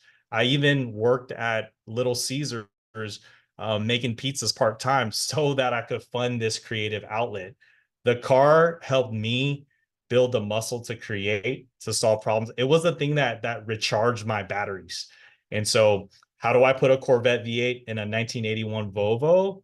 Mission accepted, did it. No problem became too big. And so, you know, segueing here, any Niner fans out here? I know we have some folks from Philadelphia and California, but Bill Walsh, he was the coach that was responsible for 3 Super Bowl titles in 10 years. And he said, concentrate on what will produce results rather than on the results, the process rather than the prize. What that means to me is focus on the work and the results will come. It was this medium for my creativity, the car, that led me to study mechanical engineering at Stanford twice. You know, remember, I got waitlisted twice for both my undergrad and my graduate degrees. After the 10,000 hours of being with the car and learning about the product development lifecycle, I started experiencing different outcomes. I received my own patent with Toyota. I got to do vehicle testing with the then most powerful production car, the Ford Shelby Mustang GT500. I even became the youngest Asian American executive at JP Morgan in product development. And so, like Bill said, the outcome only became a product of the work. And so, you know, when we talk about creativity is the ability to solve problems. And so, you know, go into that next exercise, that 2-minute time box. What's the thing you guys do to quote unquote, you know, whether it's to recharge your batteries or to exercise your creativity? What is that for you guys? And it could be anything, right? I think you know, it could be running, it could be, you know, planting, it could be, for me, it was the car. And so turning it back to you guys, what is that thing that gets your creative juices flowing? And so, Carrie, can you help me start it? Thank you. On it. Way ahead of me. Excuse, what time do this end? That's a good question. We'll probably be here for another 20 to 30 minutes. Because we So I have know we went through this without a potty break. So if y'all need to go take a potty break, please be back. We will be here. We will be here in our creativity bag. absolutely. And then we'll have our awards, but yeah. All right. I see ideation, playing soccer, watching Star Wars. I'm a Star Trek fan, so I'm on the other side. Drawing, collaboration with peers, art and design, bicycles. Yup, make art. Let's see, drawing.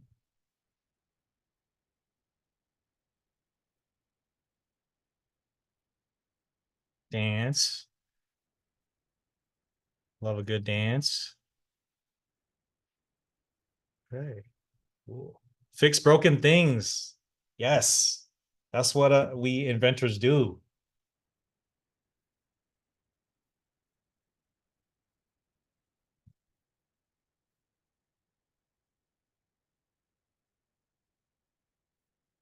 Carrie, Jax, you guys want to share? What do you guys do to exercise your creativity? I know you guys always answer, interview us, but it's back to you guys. Oh, I love it. Yeah, so I mean, like, I'm a big I love finding trash and seeing what I can do with it, to be honest, whether it be art or creating different things from it. Big reuse and recycle person.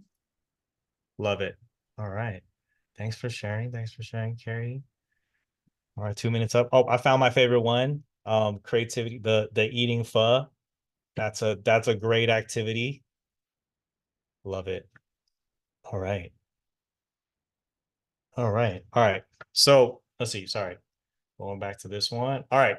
So going back to this, putting in the work and exercising my creativity became the unlock to the start of my own generational wealth. Ambition is the desire to leave the world a better place. We talked a little bit about that. Resilience is knowing that it's not going to be easy the first time, or be perfect. Creativity is putting in the work. And so it started with being able to pay like simple things like pay my mom's bills.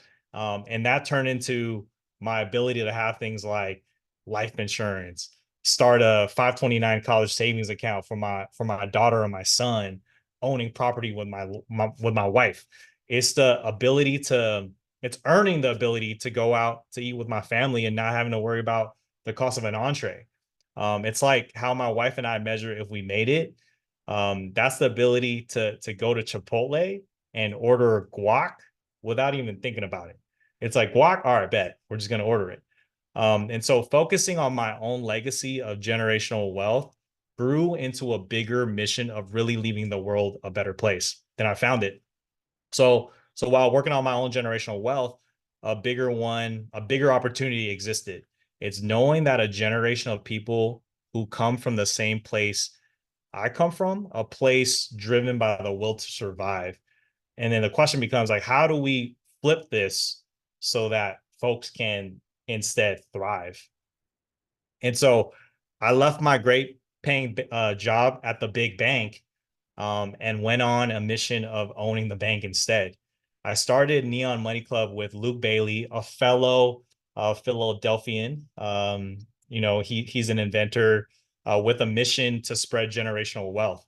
We're home to the Cream American Express card. It's one of the first credit cards that focuses on financial wellness, where instead of just getting reward points to spend more, you get reward points to invest into the stock market, to intentionally build long-term wealth.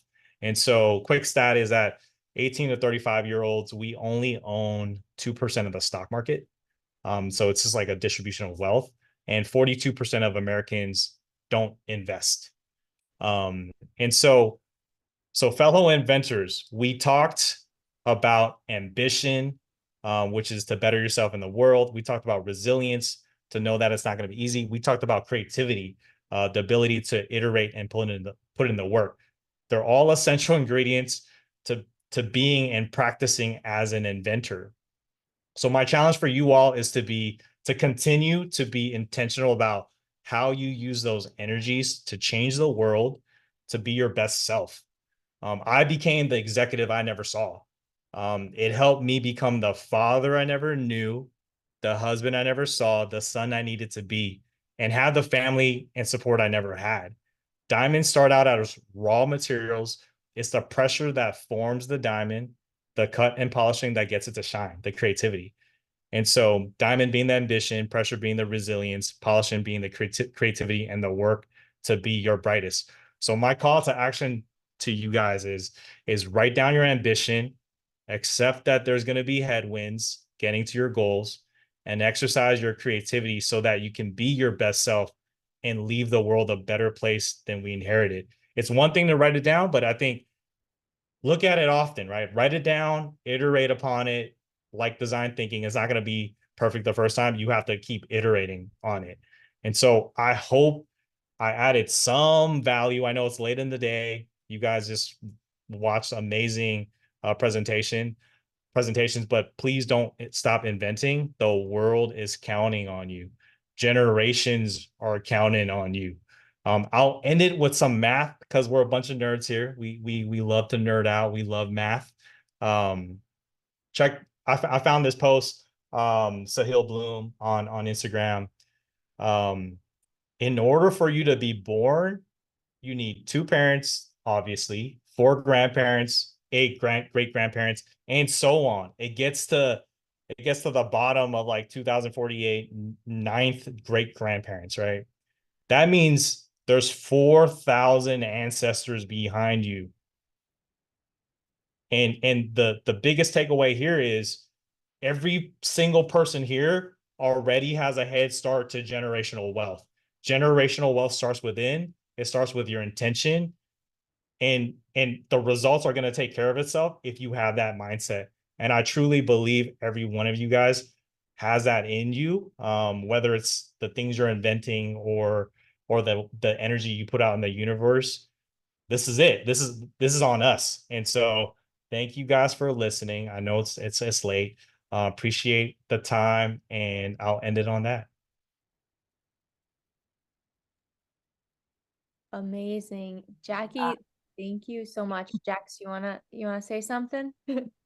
Yeah, no, I just love this so much, Jackie. And just thinking about 4,000 ancestors at your back, I think everyone walking away from this today, we're going to walk away with that understanding and that image in our minds. So for all of our student inventors, 4,000 ancestors and Project Invent have your back. And so I really, really love that.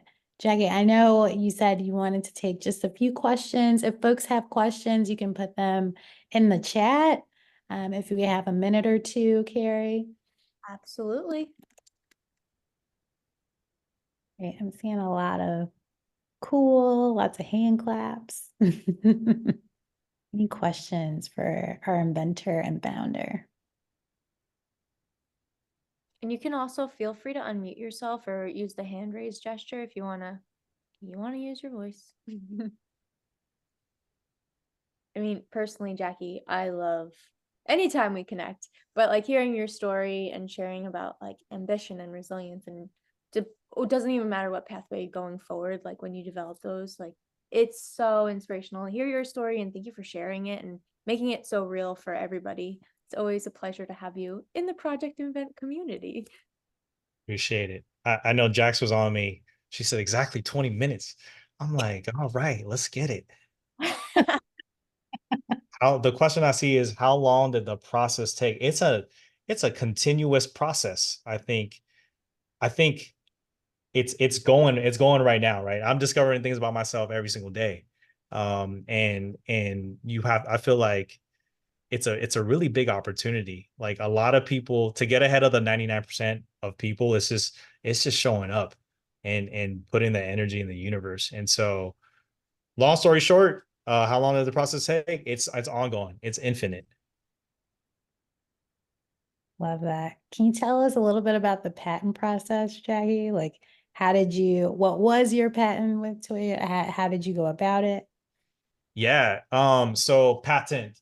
My patent before the smart thermostat was invented, like Nest and all that good stuff. My patent was around assuming that there was a smart thermostat, basically it would use AI to learn your behaviors of going from home to or going from work to home. And so as soon as you started your car, it would calculate the estimated time to arrival for you to get back home. And in that meantime, it would warm up your HVAC system, whether it's air conditioning or your heater. And so the process for the patent, it's a really, really long process. I feel like that process made me more resilient because we got so many no's and it was so technical, right? It wasn't even about the idea. It was like, did you have the right bold or the right font size? And so I think it's important to understand that there is like a process, and that process isn't friendly or easy, but once you get past it, you're going to be immortalized forever, right? Into the universe with a patent. And let's see, do you prioritize ethical investments in the stock market in your business? And so for us at Neon Money Club, we typically look at the 500 biggest companies on the stock market, so the S&P 500. And so these are like things that everyone uses daily, right? Whether it's soap, Procter and Gamble, or Nikes. You know, who doesn't like Nikes? I like Nikes. And so let's see, I've been looking for my retirement plans to climate and positive. Yes, we have a climate ETF as well. And then moving on to the next question, were there times when you felt like giving up? Every day, every day. It's so easy. It's so easy to take that route of giving up because it's so available. And I feel like you can't create diamonds from that. And so, that pressure, whether it's from the universe or whether it comes from within, getting past that pressure, it's a really big gift. And it's for you to find out what it is. And so, for example, did you take breaks to clear your mind? I've been really trying to get, like, my wife and I, we've been trying to get on the yoga and mindfulness wave. I think even closing your eyes for 5 minutes a day in silence changes so much. And so we're always on the move. We're always doing this. We got the IG, we got the TikTok. And so I think just taking that mental break really, really is a game changer for, especially as an inventor, right? Because you're always trying to come up with new things, solving problems, doing this, doing that. And just taking that break allows your brain to absorb more energy from the universe. Awesome. And I think we have Seth raising their hand. I had a question about, like, you're clearly a successful person and have made your fair share of wealth and created the generational money you've talked about. Do you believe that after a certain point it's ethical to make more money, or do you think like pushing down other people and it would eventually happen, or like how do you go about combating putting I people love in that. that your mother was in and things like that? I love that question so much. And the way I want to try to answer that is that I think it really starts with the North Star and your ambition. And so my North Star was never making all the money in the world and making sure nobody has nothing. My North Star was always, how do I leave this world a better place than I found it? And so for me, that isn't to make $1 million. I've told Jax this, like, one day I want to work at the Boys and Girls Club. I want to be a high school teacher. And so that, like, when we talk about generational wealth, yeah, it's so easy to talk about money and the number of zeros you have in your bank account. But like, let me quote my good friend, Demetric Sanders. He said, I've from the beginning, he said, I've always wanted to be a millionaire, but I'm not talking about making $1 million, but changing a million lives. And so I've always lived by that. And like money comes and go. You look at the richest people in the world, and they may or may not have a good quality of life in terms of happiness, support from their family, love from their friends. And I'm not speaking for all of them, but I'm saying it doesn't mean success. And so I would challenge you guys to think about, what is that success for you? What is that ambition for you? And what is that North Star? because your North Star could be making $1 bazillion. But you should ask yourself why. So what you're trying to say is money gets you nowhere in life? No, I'm not saying that. I'm saying money can open up a lot of opportunities, but it shouldn't be the destination, right? Like how Bill Walsh talks about love the process, like, and the score will take care of itself. He's not saying, yo, I want to win a championship every single game. He says, let's do this drill right in practice. If we can do this right over and over again, results will come naturally. Like, you don't even have to worry about the results. And so I got this next good question. How did you remove distractions from your life to attain your goals? I have 2 kids now, so that's an easy one. You know, my kids distract me from the boring things of life to remind me that there are bigger, more important things like family and love and being kind. And so I think if you were to ask me this question 15 years ago, I think the distractions piece, if you have a North Star, nothing will move you from it because you're so hyper focused on it. And so I would really go back, like, please use this framework: ambition, resilience, creativity. You might be asking, where did you get this beautiful, great framework? It's from Project Invent. So it's one of the key 3 characteristics of an inventor. So that's why I'm talking about, I really believe generational wealth, whether it's the mindset. I believe the output belongs to us inventors. Really amazing. Great questions, everybody. And Jackie, again, thank you so much for being here. I think like what you said is so insightful, and like, let's give Jackie a round of applause, everybody. Honestly, so grateful for you. Thank you, guys. Awesome.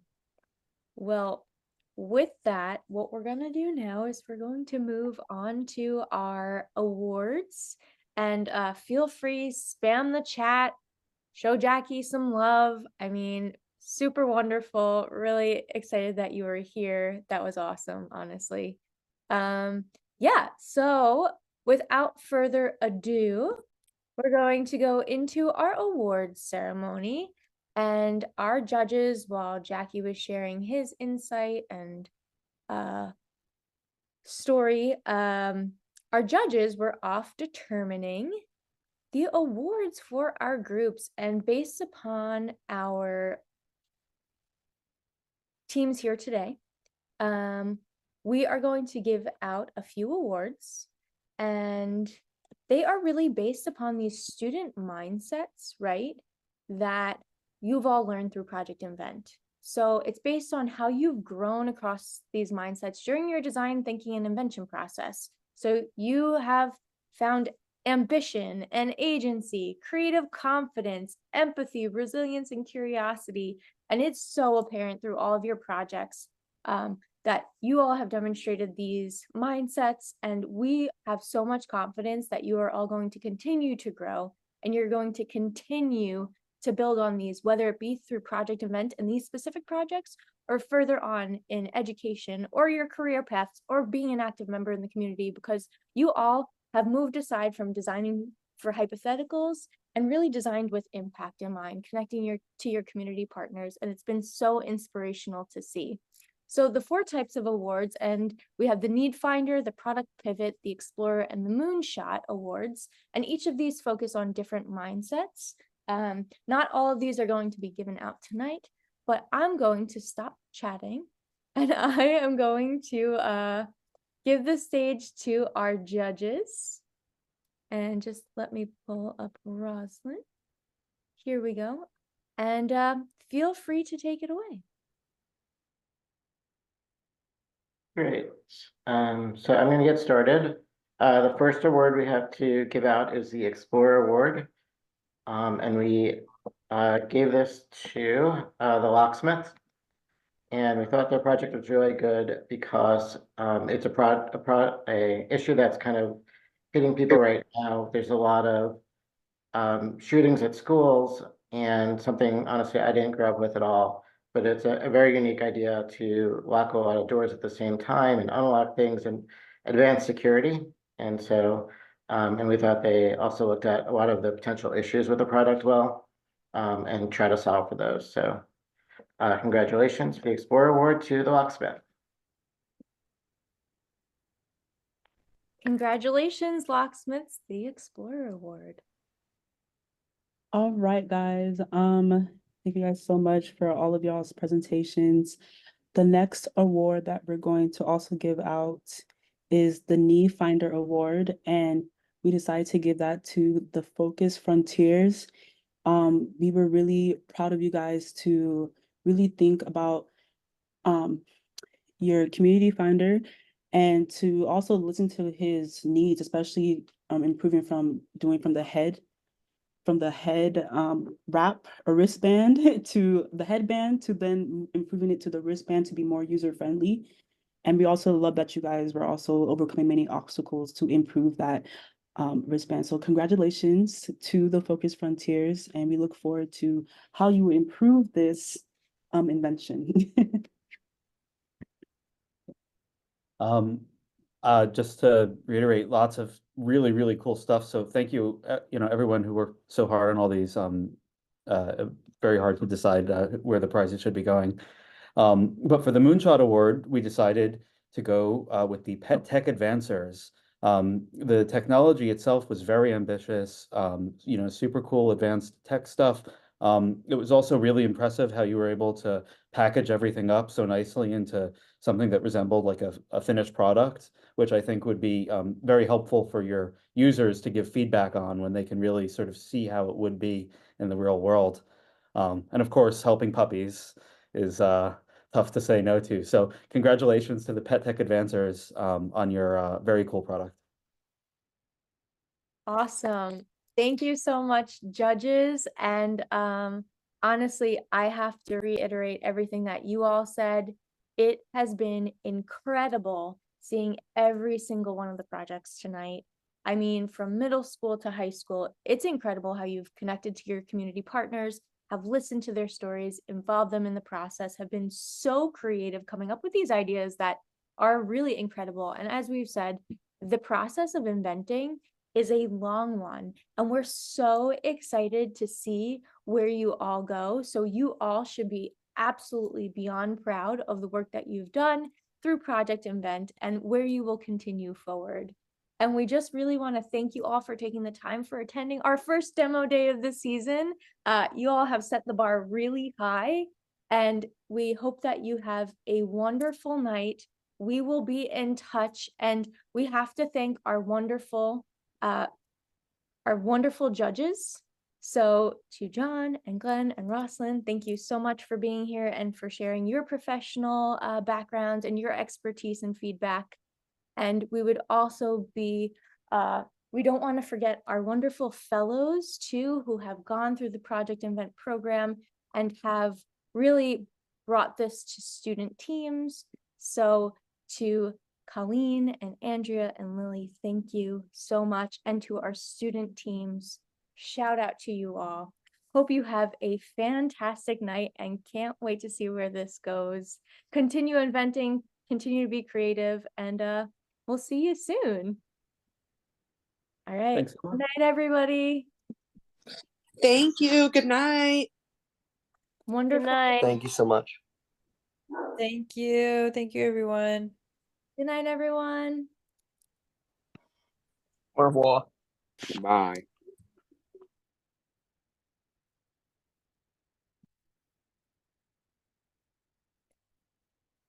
Sleep well.